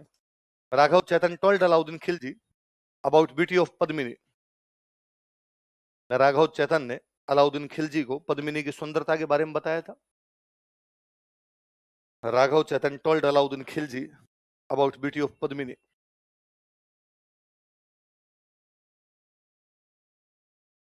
राघव चेतन ने अलाउद्दीन खिलजी को पद्मिनी की सुंदरता के बारे में बताया था। Raghav Chetan told Alauddin Khilji about beauty of Padmini. Padmini की सुंदरता के बारे में बताया था। किसने बताया? राघव। बाकी कल पढ़ेंगे, याद करके आना सारी।